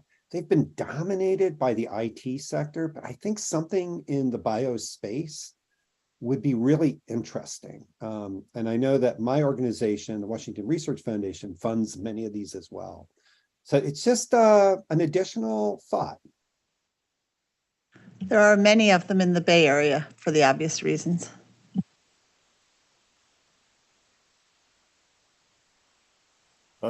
Mike, quick question. I don't remember whether I'm supposed to be covering as much as I can from the first breakout, or I'm pretty much going with one of the topics.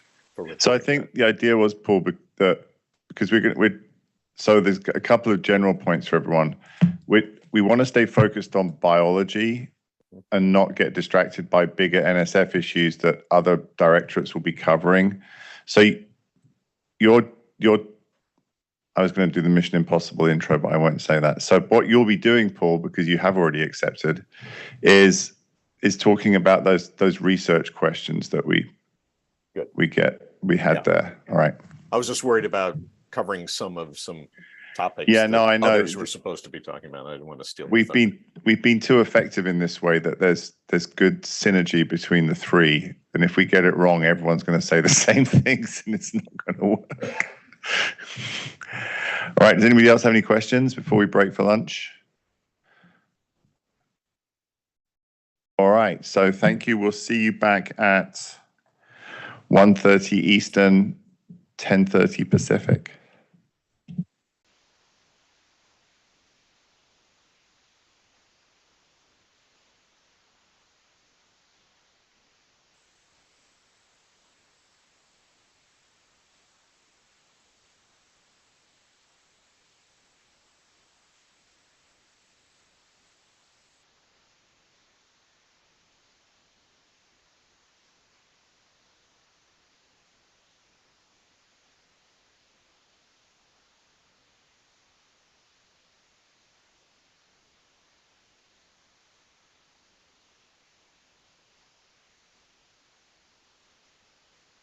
I'm ready. All right, welcome back, everybody. So this is our chance before at 2 o'clock we'll be meeting with the leadership of NSF, and this is our chance to go through our talking points. So just to remind you, we've picked 3 areas to focus on where there is quite a lot of overlap between them. So I think we need to use that constructively and not just repeat ourselves. So the 3 areas very broadly are, so Paul Turner is going to take the lead on the research ideas, I think is one way to put it, R&D directions.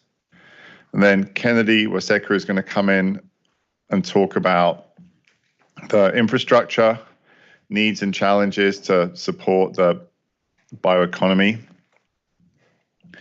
the executive order. And then after that, Suzanne is going to talk about the workforce issues. So we have these 3 interconnecting components to discuss. So if you're ready, Paul, maybe you could pitch out your points to us and we could sort of have a little discussion around those. Sure. So I'll basically report that this is from day 1. We read our materials, we had a discussion. We understand the need, and yet we were tasked to identify priority research areas. So I'll take an opportunity to identify how an effort that was not emphasized in the Bold Goals report we find important. And that is the need to align NSF's fundamental mission in advancing basic research goals alongside this important emphasis on growing the bioeconomy. So I can give an example of, in the context of biotic and abiotic influences on communities and other sort of systems, we're still striving to understand how these work in the current day. So it's a little daunting to think of a big effort for solutions for the future when we don't quite understand how things work now. So I'll emphasize how commercial products are indeed important, and we're not arguing against that, but there are other things that are hard to put a value on, such as ecosystem services. And the one example I'll try to bring in is the resilience of coastal communities against disasters and understanding how that even works in the first place. So the main point is that I'll try to emphasize how NSF should remain steadfast in its support of basic research. It provides better understanding of natural systems and how they function in the current day, alongside this call for research efforts that focus on challenges of a changing world. I'll end by saying something to the effect that we all understand this is a budgetary matter, and what's being put forward in the Bold Goals report, in a sense, we are endorsing it, but also saying that other things that are in our basic mission are important too. How does that sound? I think that sounds good. I think it brings in this notion that we can't lose sight of the basic research discovery phase. Someone pointed out that we might want to just, since Ponch is a computer scientist by training, is that correct? Mm-hmm. That we might want to just refresh him on the biotic abiotic component, just if he's, so that, because I think that that's key, and it might just get lost if you just briefly mention to him what that means, Paul. I think that would be great. Sure. So Paul, anybody else? Yes. Yeah, I mean, I think that perhaps, sort of saying how the COVID pandemic, resulted from interactions between wildlife and humans, that are sort of basic, it's a case study in kind of biotic interactions, right? And yes. Landscape change and so on. And we don't understand the basics of how that happens. Good. Thank you. Thank you. That's a very good point. Does anybody else have anything to add to what Paul's going to talk about? So I think that's great. And just to remind you, when I give just say a couple of words to introduce what we're going to talk about, I will return to this idea of the extreme urgency that hasn't gone away in coming up with solutions for climate change, because of the notion that, well, not the notion, the fact is that a resilient bioeconomy needs a resilient planet, and that these two things go hand in hand, and that we can't lose track of that. So I think that that's implicit in the executive order as well, and it's still a core part of NSF's mission right now. Okay, that's great. I'll try very much not to be redundant with the points you're making. How much time roughly do you think I'll have? So this is the question. So we got quite a lot of time with Karen, but now we have Karen and Ponch. So I think I would guess I know last time we budgeted 4 to 5 minutes and we had 4 people. I would say 3 minutes each. Okay.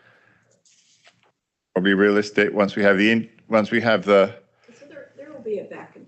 There will be a back and forth. I'm sure Ponch will be asking questions as well. So there'll be a little exchange. So if we're imagining 10 minutes per topic, well, probably 7 minutes per topic, because we've got the intro and the outro. I think 2 to 3 minutes is fine, Paul, which is what you kind of came in at. Yeah, I have roughly, a half page of comments, single spaced, and I figure I can get that out pretty quickly. Thanks. All right, is everybody comfortable with that? Anything else? Yes? Gonna go out on the limb. So I think that those are great points. I just wonder if perhaps instead of picking for your kind of example of why we need to think about a resilient planet, if given that geo leads coastlines and people, that perhaps you might pick something like wildland fires that bio leads as your example of why we need to think about resilience, just to focus it on bio and why bio is important. Sorry, I'm muted. Yes, thank you. All right, I always forget who owns what, so. Yes, Hank, you had a question or something to raise? He said no, he's in the, oh, no, you're muted. Still getting set up here. All right. Barbara. Yeah, some of us were talking last night, and I just got a communication from Woods Hole Oceanographic this morning about the oceans, and that would maybe be a good interdisciplinary example as well. Would sort of include all, bio plus all. And I never knew the fact that oceans have 50 times more carbon than the atmosphere.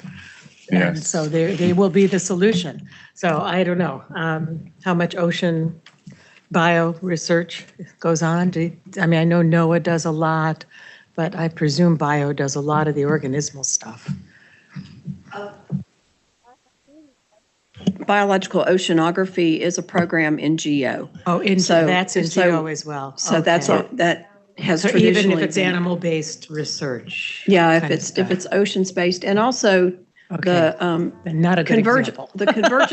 The Convergence Accelerator, which is a program in TIP, also had the blue economy, blue ocean economy, as one of its focus areas a couple of years ago. So it kind of crosses many parts of NSF, but it's not strically a bio program. And I should add, that's the other part of my intro, because this came out yesterday, that what we're talking about is congruent with the TIP Directorate. Biology is the answer in a lot of these contexts. Well, we believe it is. Hank's hand's up again. Is this for real or another fake hand, Hank? What's the... No, it's for real this time. So actually, Barbara nudged me that I did want to say something about the ocean. So yes, NOAA is the really big federal agency partner in that, but there's so much more discovery that needs to happen in the marine environment. And as Susan pointed out in her introductory remarks, we are making really important biotechnology discoveries, like the octopus that can edit its own RNA. So can't lose sight of that. All right. I think Paul's got it all ready now. Yeah, I'll try my best to. I don't want to speak for too long, especially since I'm the one going first. So these are awesome, and I apologize in advance if I can't hit on all of these. Can I remind everyone to both mute their computer and their Zoom if they're not talking? Somebody's got something in the background. Oh, it's Hank at the airport. That's what it was. Now he's muted. All right. So next up is Kennedy. Okay, so I have a few points. I think I'll begin by thank you for the presentation that talked about the current NSF infrastructure programs, and then talk about some ideas that came up. One idea that has come up over time is about the location of these multi-use research facilities in terms of how to provide equity within the country, such that such areas are not left out of the infrastructure to support the bioeconomy. An example would be the biofoundries. I know that's ongoing right now. So that would be the one point.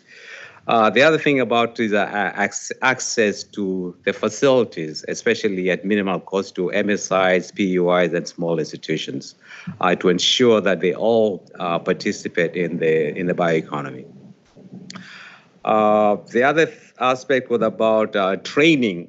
So we're talking about the infrastructure centers, but at the same time, they should be access to infrastructure at MSI, PUS, and small institutions, such that we can start training students to participate in activities that are related to the bioeconomy. So where am I?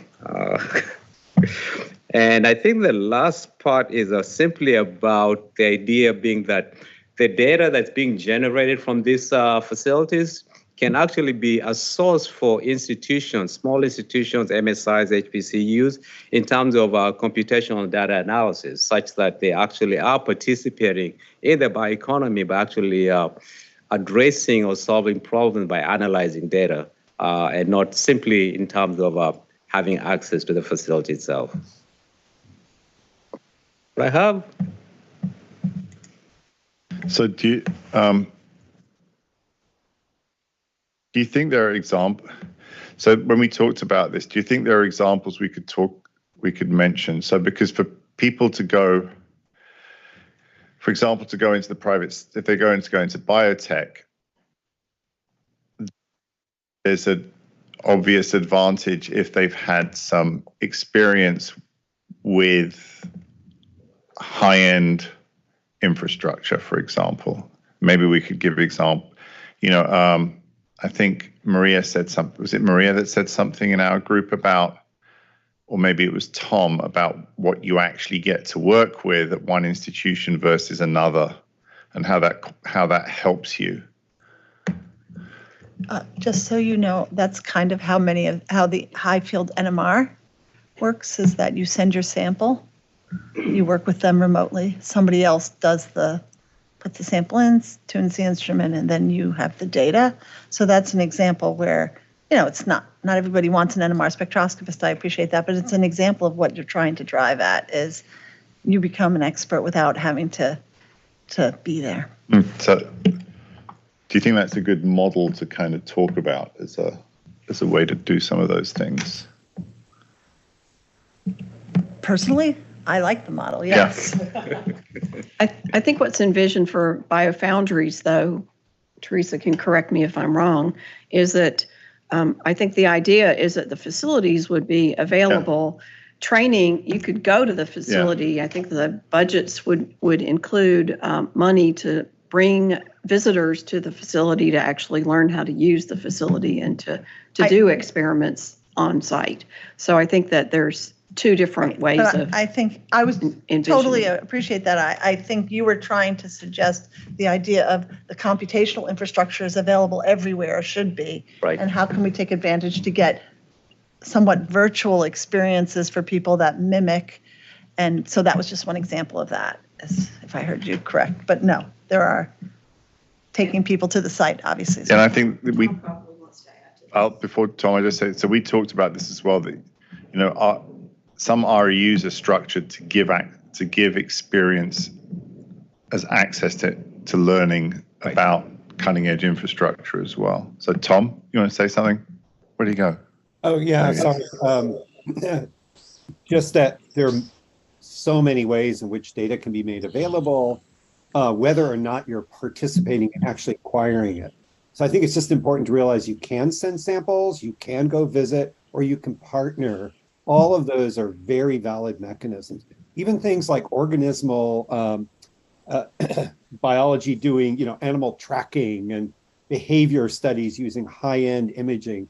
Those are all, you can do this all online with amazing AI methods. So again, lots of data can be had, and that's all I want to. Okay. You're echoing what Bianca said in the beginning, is to really, suggestion was made for the REUs to really be harnessed to provide the ability for people to get these experiences. Think which about of the course dolphins, is what they are.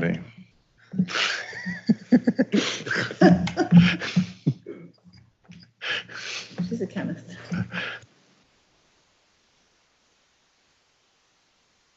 Okay, anybody want to add anything else? I think that's pretty good. It's pretty focused. I think we have through both of those, we have themes. I think we're not lost in multiple ideas, which is good. I mean, because to my mind, I just say that I'm just waiting for Suzanne to come from her other meeting. I don't feel personally that NSF is neglecting investing in facilities and large scale infrastructure. So I think this notion of how to maximize the benefit of the infrastructure is a good focal point for biologists, because it will expand the scope of what they do if they are familiar with everything that NSF has put the money into, and the NSF will get better return on investment if more grantees are aware of everything they can do using NSF. So I think that with the biofoundries, this is it's a PR exercise as well, so that more people know about what it can do.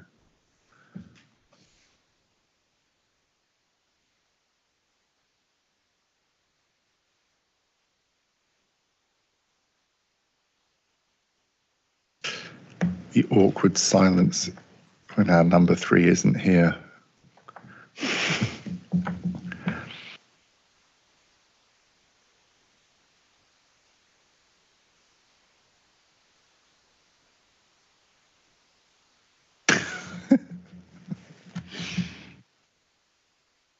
We'll just take it.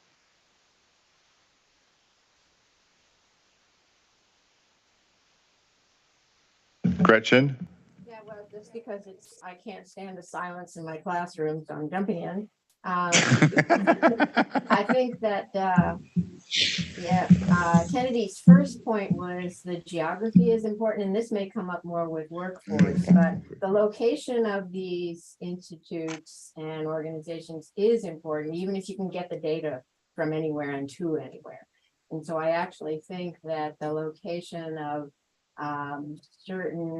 certain centers near underserved communities is very important. One example that occurred to me was that the tribal colleges have a great deal of vested interest in fire management and land policies that have to do with resilient landscapes. And I think that, so geography matters for the location, even if what you're dealing with is big data that is remotely sensed, is gotten from satellites. Great, thanks. I'm just subbing in while he's taking a restroom break.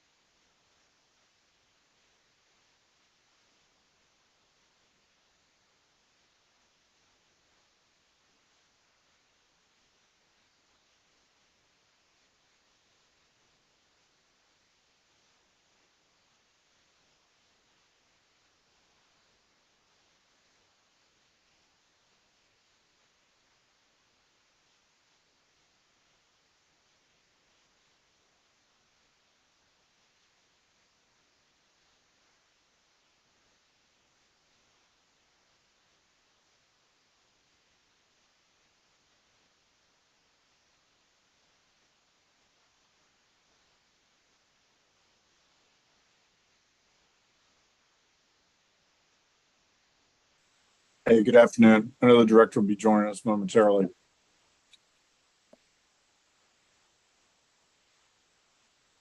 Thanks, Brian.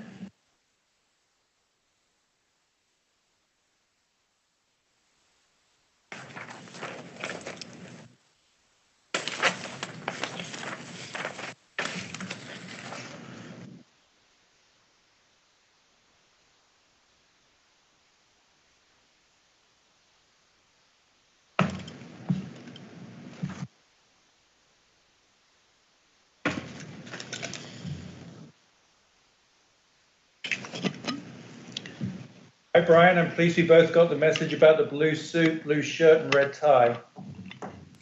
It's a black suit. I can't tell that from the color in here. So.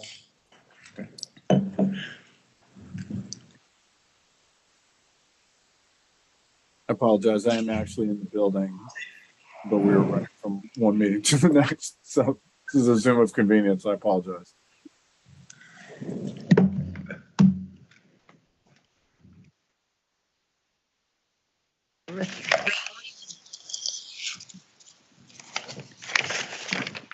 I see Dr. Marangel fresh off for congressional testimony from the House Oversight Committee. We'd like to think we were your excitement of the day. You but... are. You're my good excitement of the day. Raise your right hand, please. Yeah, I've done that once today already. Oh, thank you. Good to see you all. I'm just waiting for a punch, I think. Good. How's the meeting going? Very So our chair, do you know each other, Mike? Yeah, we are before, yeah. Yeah, it's good to see you. My first time on this side of the table. I know. It was hard not to jump in on their side, but I tried to restrain.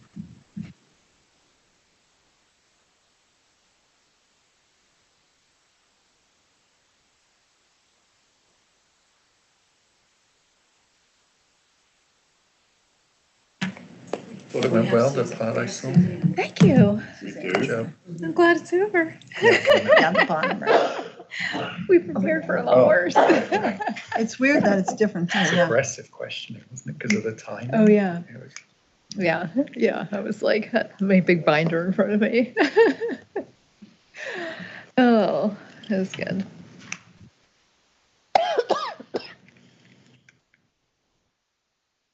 So I'm going to be out to see the Neon facility next week. Yeah. Thank Speaking of bio.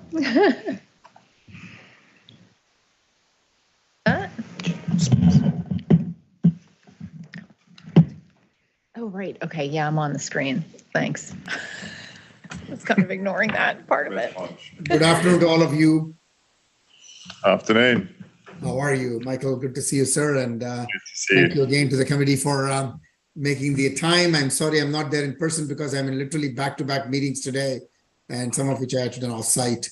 And so apologies. I wanted to come and see all of you in person.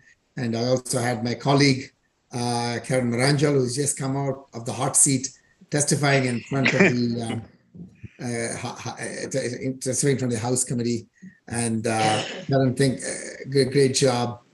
And I know that we have a short amount of time. And thank you all for spending the time looking at this executive order of bioeconomy, and then looking at the three component parts to it in terms of the bioeconomy, biotechnology piece, as well as in terms of infrastructure and the workforce and skill development, the component parts that you've all looked at. And thanks to the NSF folks who have interacted with you. Teresa Good and Brent Miller, I think, spent time with you talking about the bioeconomy, and you have some thoughts on that, I'm sure. And the infrastructure piece, Sri Raghavacharya has then spent some time with you, as well as Celeste Carter on the workforce. So I'm sure you've heard all of that. And what I'm looking forward to is, what advice you might have for us, your thoughts. And I'm happy to give you any updates you want. In the interest of time, I'm just going to first let you all walk through what you think is important to communicate to us. Karen, anything that you want to add? No, just want to express my thanks to all of you, and it's nice to see you all again. All right. So thank you all, and also thank you, Brian. So thank you, Punch. Thank you, Karen.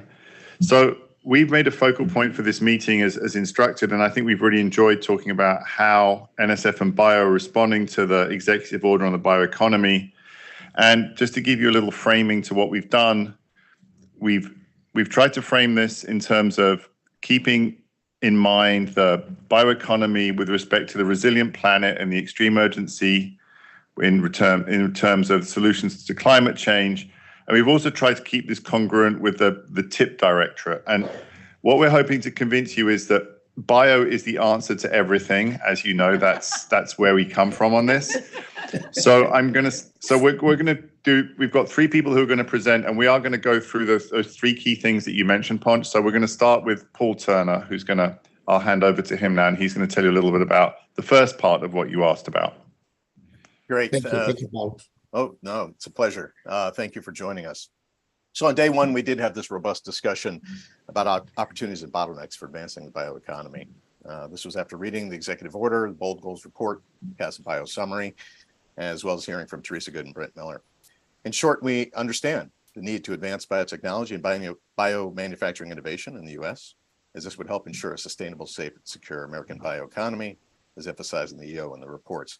But our task included identifying and discussing priority research areas that could advance the bioeconomy, particularly cross-cutting efforts led by NSF, especially through the lens of biology.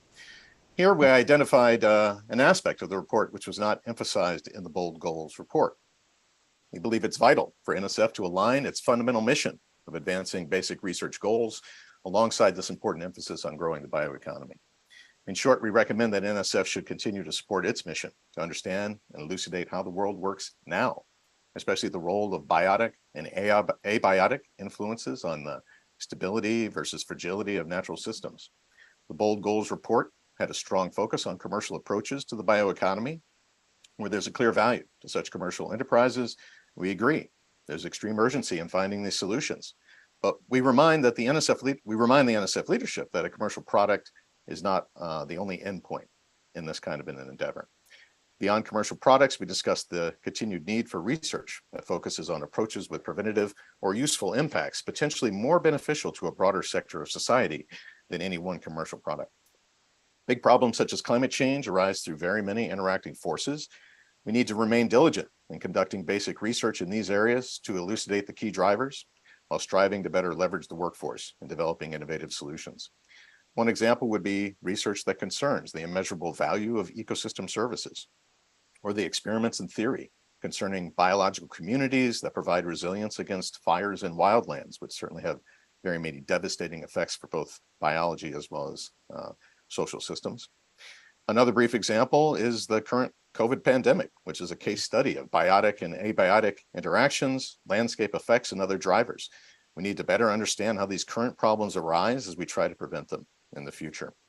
Our main point is that NSF should remain steadfast in its support of basic research that provides better understanding of how natural systems function in the current day, alongside research efforts that focus on challenges of a changing world.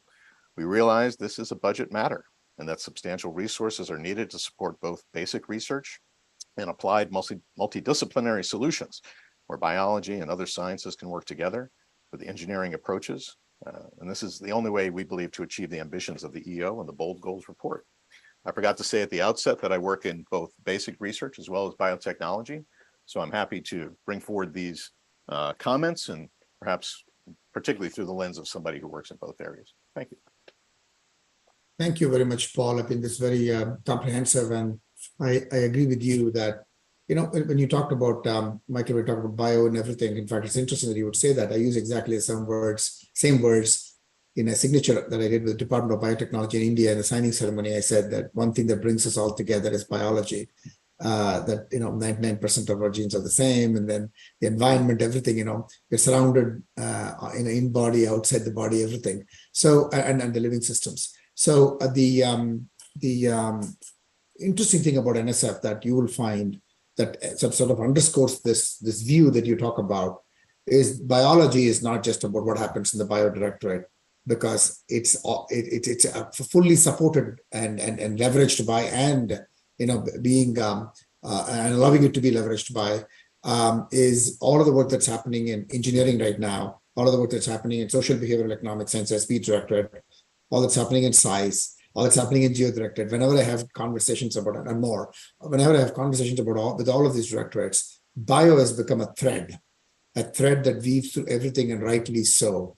Clearly, the Biosciences Directorate is the one that's going to, bring it all into full, into full scale, full scale expression of it. But really, I can tell you the entire NSF is excited about this future of how you look at, everything bio, as you said, is something that is becoming more and more real, and that people, it was real all the time, but people see it as real now. And I was part of the executive order conversations that we had in the White House, and clearly, bioeconomy, biotechnology is something, and biomanufacturing is something that's very, very important to the president, to the White House, and OSTP, of course, and to us. So they see us as a vehicle by which we can deliver, for which, of course, the point that you made is about resources. How do we get more resource alignment in this? And that's why I'm trying to emphasize the point that whatever happens to the biology directorate, we need to scale it, of course.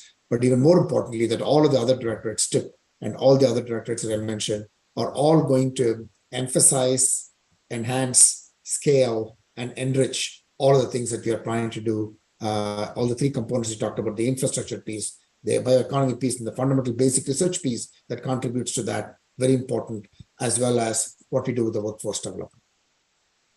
Thank you, Paul. Thank you, Paul. All right. Thank you, Paul. Maybe we can move on now. So next, we wanted to give you some of our thoughts on the infrastructure component of this. And Kennedy Wekesa is going to say a few words. Kennedy? Can you hear me? Yes, very well. So just to follow up to what Cody just talked about, I think you already touched on the point in terms of infrastructure. So we received a great presentation on the multi-use infrastructure programs that are currently in NSF to support the bioeconomy. And this led up to several points. One idea was simply the geography of schools and facilities do matter and have a great impact on what's going to happen in the bioeconomy process. With the group thought that a great thought should be put in the location of facilities to ensure that there is regional equity and prevent cluster of facilities in only one region. I think this is one of the objectives of the TIP. I think the TIP directly, when we talked about regional engines, is such to ensure that you don't have these areas within the country where you have deficit of facilities to support faculty members and researchers who want to be part of the bioeconomy. We also do understand that there are current facilities that have different models. The NMR facility that allows users to send in samples and results are sent back to the facility. So such a facility does not require to be in one location because it's easily accessible to everyone within the country. The second item that came up was simply about the cost of the two MSIs, HBCUs, and small institutions. We believe that the cost should be minimal, and those faculty and students and those facilities should be able to easily access the facility. So when we talk about access, it's all about location, right? So if something is from one coast to another coast, even though it is there, there's no easy access to that facility. And it goes back to the question of the geography and the location of the facilities in order to ensure that all are participating in the bioeconomy. The next point was simply about the training aspect. So the training aspect of MSI, PUIs, and HBCUs. I think here the idea was simply to ensure that we are providing the infrastructure and the training. And the idea that the current REUs that we have in place should be maximized to provide students with different types of experiences such that they can eventually graduate and participate in the bioeconomy. And I think the last point was simply the idea that a lot of these facilities do produce a lot of data, and that data can be analyzed by students at MSIs, PUIs, and HBCUs that do not actually have access to the facility, but they can participate in the bioeconomy by doing the computational data analysis of all the data that's being generated from these facilities. So it's a way to ensure that all different types of institutions are participating and are involved in the bioeconomy. So to summarize, I think all we're trying to do is maximize the benefits of the current infrastructure programs that our NSF currently holds. And that Ken, this is a fantastic summary. It's music to my ears.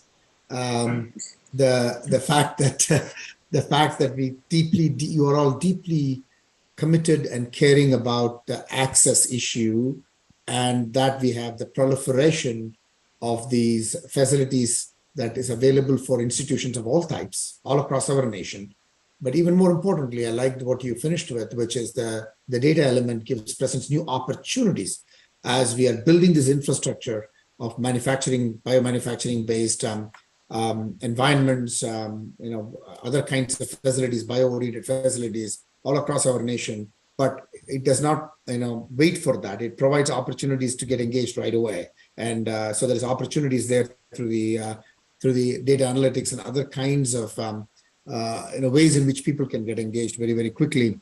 And so one of the things that you might have already heard, that our Granted program is already launched right now. Like TIP was launched, Granted is launched. One of the things of the Granted program is to ensure that the facilities that is required, which is contextualized to local innovation potential being expressed in its fullest form, is invested in, and therefore the way in which you get to that investment potential is by making sure that we are providing the help in writing the grants, not only making programs available, because making programs available is necessary but not sufficient. What we need is actually the ability to be able to get those institutions to write the proposals in a competitive form that transcends the gold standard merit review process of NSF. So the Granted program has been launched with the explicit purpose of providing the opportunity for institutions of all types, particularly institutions, MSIs like HBCUs, HSIs, tribal colleges, community colleges, and others to be able to get access to these grant programs that is able to build the capacity across the nation. In fact, we're even targeting certain programs that's going to be for specific types of institutions. So the capacity building that you talk about, the training that you talk about can happen because of the fact the facilities are placed there, and therefore the training programs are then augmenting and leveraging that set of facilities that is made available there.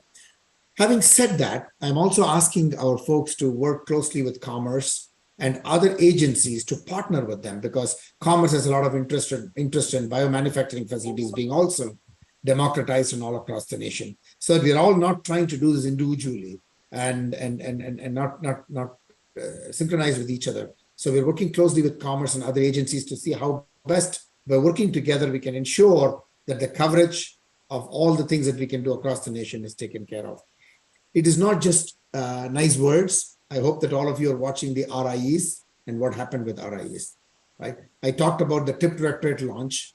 And when I came into the agency, I said, we will launch the TIP Directorate, the first new directorate in 31 years at NSF, within a year. And we got that launched within a year. And that's not at all. We said we will launch all of the programs of TIP within the following 6 months. All the programs have been launched, okay? And now, as one of the exemplar programs of that, is this regional innovation engines. And these regional innovation engines, I'm just taking a few minutes because, Michael, I have some time, so I'm going to I'm keeping a tab of the clock. So therefore, I'm just going to give you that sort of a status, I call them scorecards. So all of you are looking at what we are doing and how we are progressing. So these regional innovation engines, we got 670 concept papers spanning all parts of the country and the territories of our country. And then we made them public so people could collaborate. And with that came a few hundred proposals, out of which we funded 44 of them. They are done, fast track, within a couple of months, the decisions were made, and now they're all deployed. And let me tell you about two of those that I went and personally launched, and you'll be excited because, there is bio components on both of them. So you'll be happy to hear that. The first one was in Hazleton, Pennsylvania, that I went to with Representative Cartwright, and that is focused on industrial hemp. Okay. And when I looked at the ecosystem of this industrial hemp, I was blown away. In Hazleton, Pennsylvania, where they're working with Penn State Harrisburg, which has a separate program on the genome sequencing of the industrial hemp and what they can do to have better outcomes in terms of agricultural outcomes. Okay. And so that entire center focused on that from Penn State Harrisburg, but then a complete set of industry surrounding that. And the highlight of my trip was meeting with a farmer who wrote to me an email, a beautiful email, saying how he was just blown away by the fact that NSF would show up there and do these amazing projects that actually mean something to them. And so this industrial hemp and what it does in terms of construction, I didn't even know about this. Construction, in terms of textiles and dyes and all of that, the multiple outcomes of this, and creating that valley as one of those that can really express that local talent and the local, the native strengths there in terms of resources being brought to bear. I thought it was fantastic. It was phenomenal. Then I go all the way to the other part of the country, which is in Reno, Nevada. And there, the RIE is around how do you ensure that you're able to, again, I didn't know this. The only, the lithium producing mine in the United States is in Nevada. And they're going to build the largest mine. And how do you extract in a green way lithium? How do you process it? How do you recycle? And then how do you build a skilled technical workforce for the companies that are the startup companies and the companies like Tesla, Gigafactory, which are located there, all coming together as a complete ecosystem. And then University of Nevada, Reno, launching a minor in energy battery technologies, and the community college launching a skilled technical thing on lithium processing. I was just amazed by how the ecosystem came together. This is what we were hoping to see through our RIE investments, is the governor's office, the economic development organization, industry, and the academia, the broad academic engagement. It was really nice to see, and I strongly welcome all of you, encourage you rather, to look at the website of the RIEs, and you will see all 44 of them are phenomenal. I hope you're looking at them. Now we are in the RIE2 also in a fast track. We have just announced the 16 finalists for that, and we're having the reverse site visits and so on, that we will probably make decisions by the end of this, before the end of the calendar year. And those are much larger scale investments, building again ecosystems all across the country.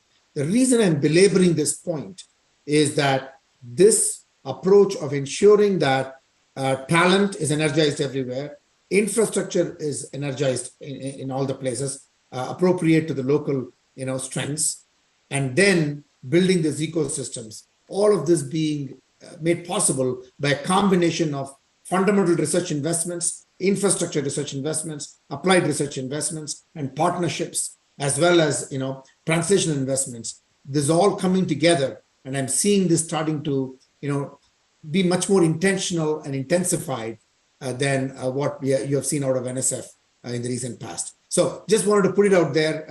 I always take these moments with advisory boards to do my 5-minute elevator speech, if you may. The PR campaign that I like to take advantage of, so that all of you are up to speed in terms of where we are going. So having said that, I'm very keen to listen to the next one, and I know I'm keeping track of time. We are 20 minutes into the meeting. I'm interested to listen to the third component, which is the workforce development, and whatever else you may have as question. Over to you, Michael.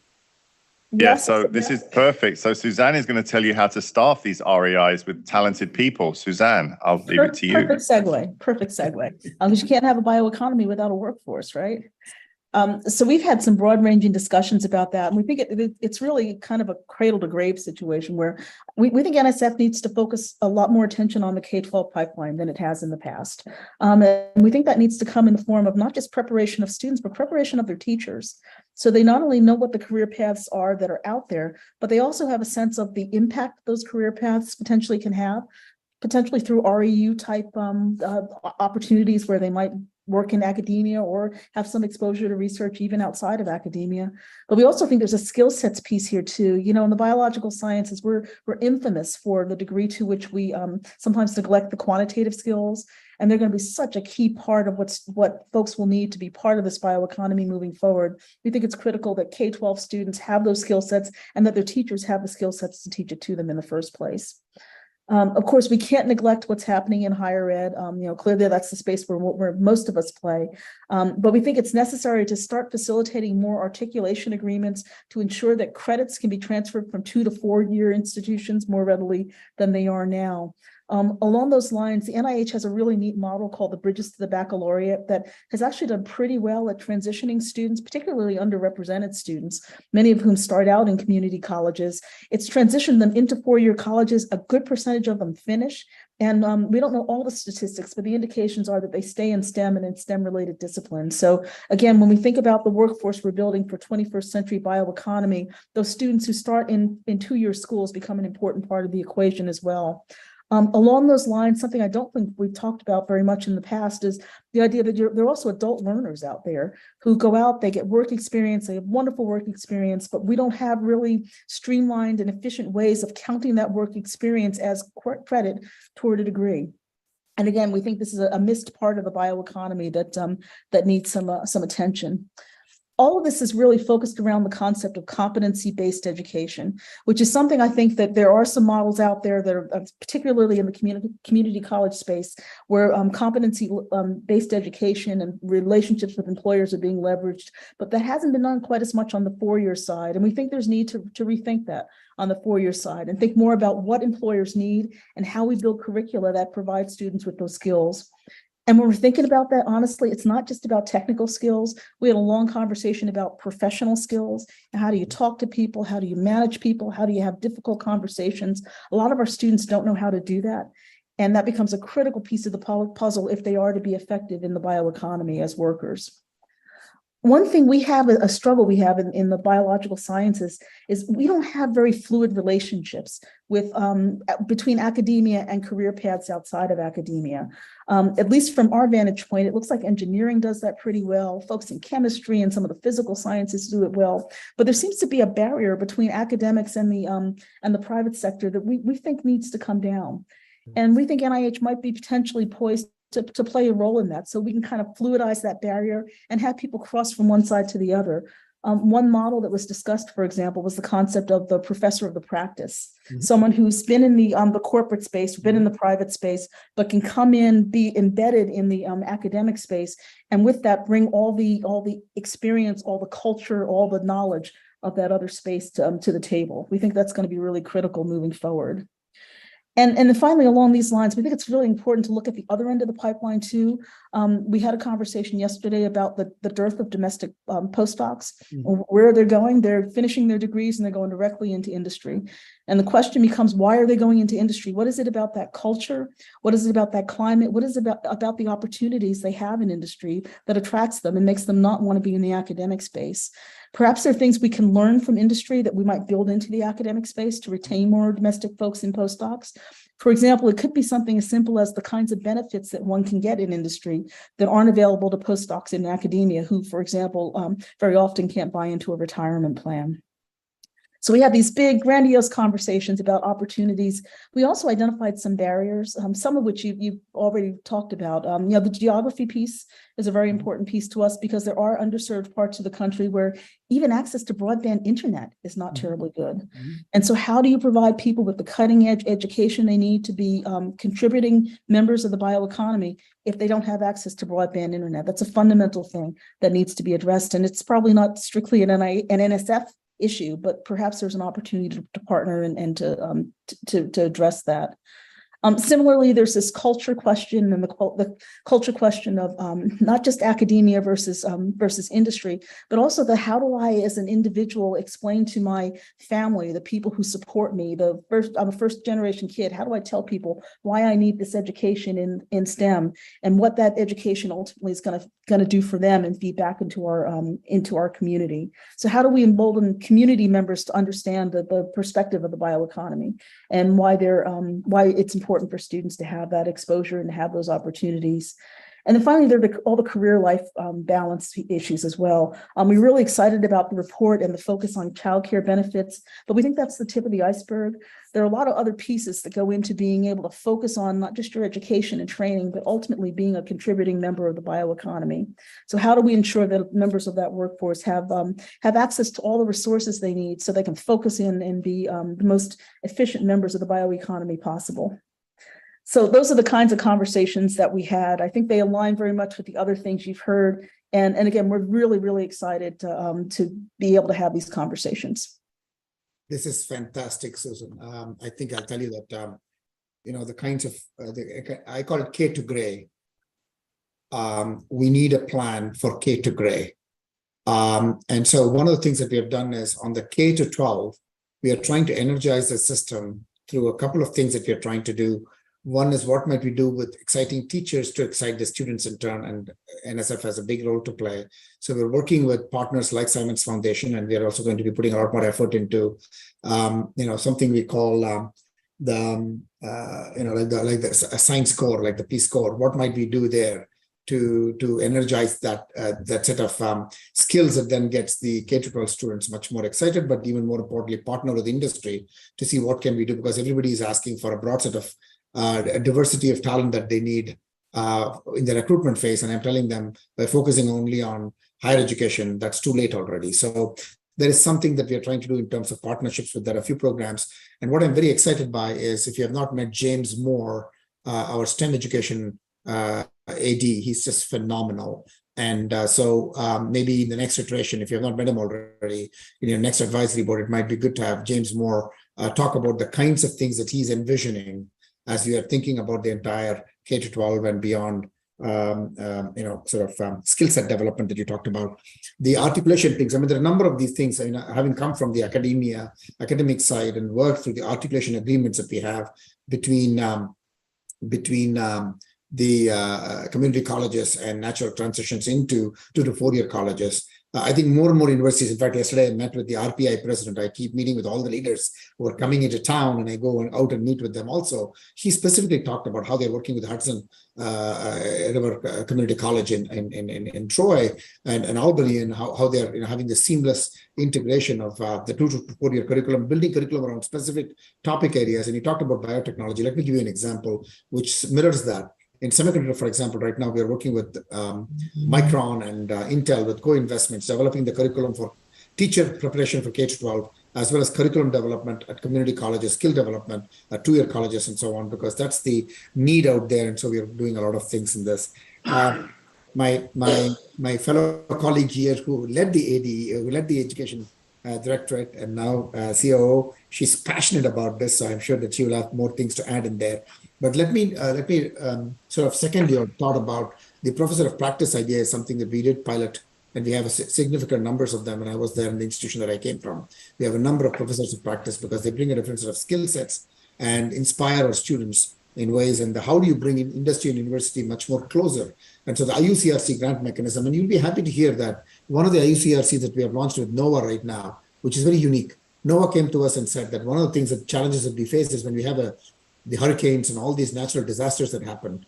What really happens is the insurance industry doesn't know how to deal with all of this, the massive devastation that happens. So we have developed now with NOAA and the insurance industry and Industry University Research Consortium to understand the fundamental issues around how did disasters happen, or how do we manage all of that. So we are trying to develop these industry university consortiums, to your point, in addressing some of the interesting convergence issues that we need to be looking at it as a whole through partnerships rather than just trying to do it all by ourselves. I have a lot more to say, but I know that we're running out of time, but I'm going to let my colleague, who's probably even more eloquent on the K-12 STEM education piece. So over to you, Karen. Thank you, Panch. I just wanted to add two quick things on this topic, because yes, it is one that is very dear to me. Thank you for focusing on teachers. Thank you for pointing out and taking up and discussing the role of teachers. I encourage you to continue on that pathway, talk with Dr. Moore, really think about what support would be helpful for teachers. We have continued to see a decline in the number of teachers going into the STEM disciplines at the K-12 level, and it is getting harder and harder to fill those positions. Teachers don't have a lot of supporters in our society. And so anything that you can do to think about this, and I have a lot of faith in the bio community, because you have done amazing work with reports like Vision and Change that have been instrumental in reshaping undergraduate education. Thinking about this for teachers is excellent. So thank you for taking that up. Just a quick note on competency-based education. I was delighted to hear this. this has been like many things in education. This has been it's circular. It comes around, it goes kind of out, and then it comes back. And about 10 years ago, there were a lot of efforts out of the Lumina Foundation and others to really think about staking out what competency-based education meant for four-year institutions. And so there has been some work done on this over the years, but that may be work that's worth dusting off.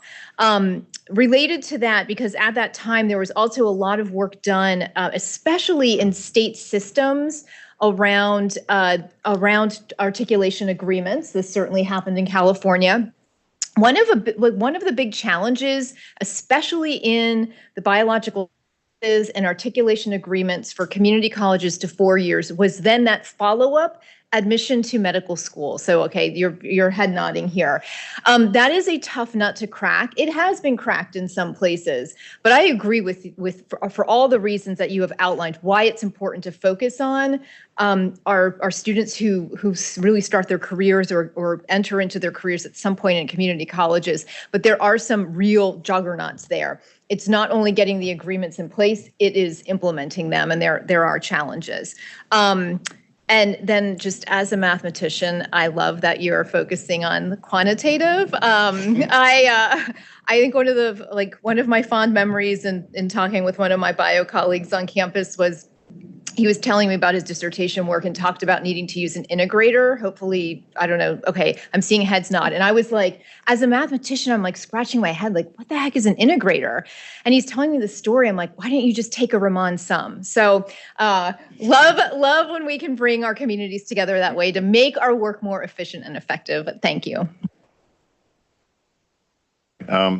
Thank you both. This has been really, really great for us, and it's great. I think for us, I'll just say, working on the executive order in such a kind of unified way has been a really, really great couple of days for us as well. So it's great to get this feedback at the end of it. So I'd just like to thank everyone who's participated. Thank everyone at NSF for helping us. Thank Ponch, Karen, Brian, and the AC presenters in particular. And we look forward to seeing you next time. And James Moore, I hope his calendar's open because I think he's coming to see us. All right. Thank you very much. Thank you so much, Michael. Thanks to every one of you for your time. Really appreciate all your efforts. Thank you, Take Michael. care. Bye-bye. Yeah. Bye. They all know that, I think. Yeah. Thank you. Sounds like a great discussion. Yeah, it was great. It's been a fun few days. Good to anchor around the EO. I mean, there's a lot of meaty work. A lot of meaty work that it sounds like you engaged. Great. Great. Thank you. Thank you very much. Thank you for letting me use your seat. So you deserve rest today. Well, not yet. Have safe travels back, everyone. Thanks, Karen. Thank you. Okay, so we just got a few things to wrap up. As usual, one of the first things we do is to discuss what we're going to talk about next time, but I think that we've been given our instructions. So I think we've all shown interest in this. It's come up again and again. So I think focusing at least part of what we do next time on I really like this idea of K to gray because it leaves no stone unturned in this. And it will touch on everything that we're interested in.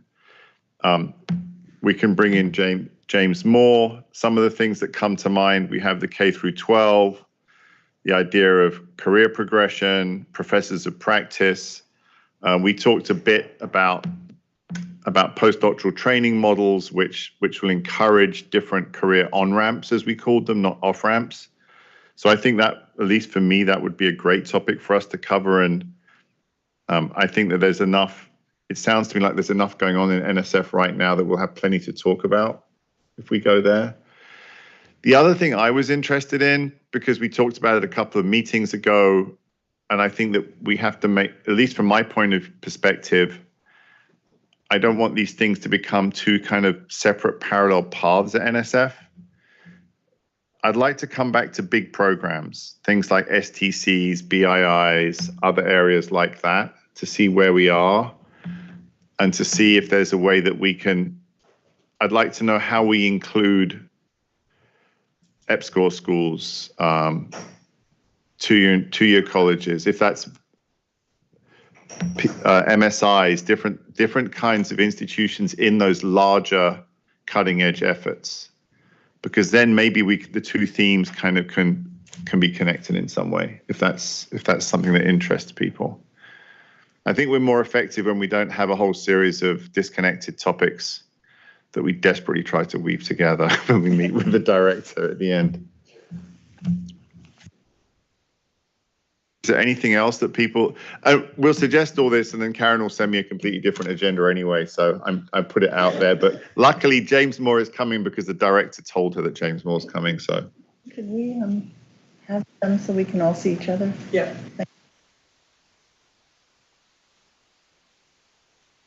Barbara? Yeah, at some point, and it may be premature for May, but I would love to see an update on the standard metrics that we heard about in May of 22, just because, we've had, that was the last year was FY21. So we will have 2 more years of data. Probably makes more sense to wait for 3, but I will have rotated off by then. So, so I'd love to hear something more either in May or September. Yeah. Just so we know where we are coming out of the pandemic. Yeah, I think that's great. I agree, because I thought that some of those numbers that Hank talked about, it was interesting to know if they're the new normal, that they're just normalizing again. So I agree. I'll make a potential suggestion. Is that I just received word today that the data for the bioeconomy work report. Okay. That's part of this executive order is making its final way through clearance. And so that report should be public, and that could set up a discussion to follow up on some of the things that y'all mentioned that would be great. About data. That would be great. Maybe that would be something that would be of interest, especially to Tom. So. Yeah. All right. I think we've got plenty on. Yep. All right. So now I thank you for everything for the last 2 days, for everything you've done to make this, I think, a really, really productive and useful meeting. And now I will hand this over to Susan. Okay, well, it's been a great 2 days, and it's my first AC. I've learned a lot, and I've learned how effective and helpful you guys can be to our mission. Your presentation to Ponch was spectacular, so thanks a lot for that. I think it left the impressions that will help us to help you, and that's what we want to do here.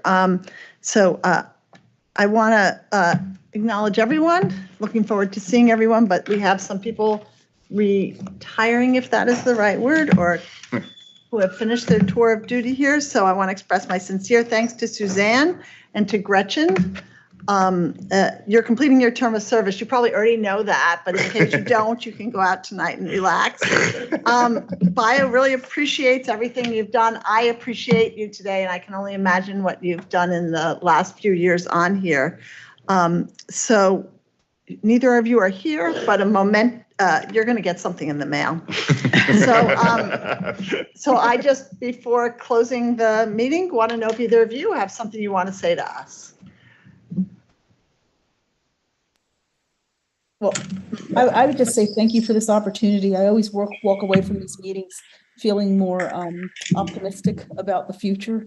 There's a lot of heavy stuff happening in graduate education right now, including some not so great stuff on my campus and just a few miles down the road.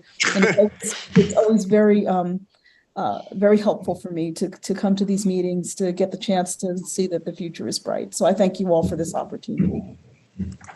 Thank you. Yeah. Thank you, Suzanne, for everything you bring to this. I've really appreciated working with you. Yeah, I thank everyone as well. And I'll get my only, I guess the only bright spot for me is I'm not missing any more of Suzanne because she's leaving as well. So maybe I can hear you someplace else, I hope. And all of you. Maybe in California. Okay. Thanks a lot. That'd be nice. So yeah, no, thank you both very much. And it's a bright spot for us, how much, for me, both at the NSF and for you guys, how many people put an effort to make the system work. None of us do this for the financial reward. And so it's really, really great, and it makes it really fun to do this. So with that, I don't have a gavel, but I declare this meeting adjourned. Can I okay. thank the NSF staff for making us so welcome? It was really great. It was really enjoyable. Thank you. And we really have to especially thank Karen, who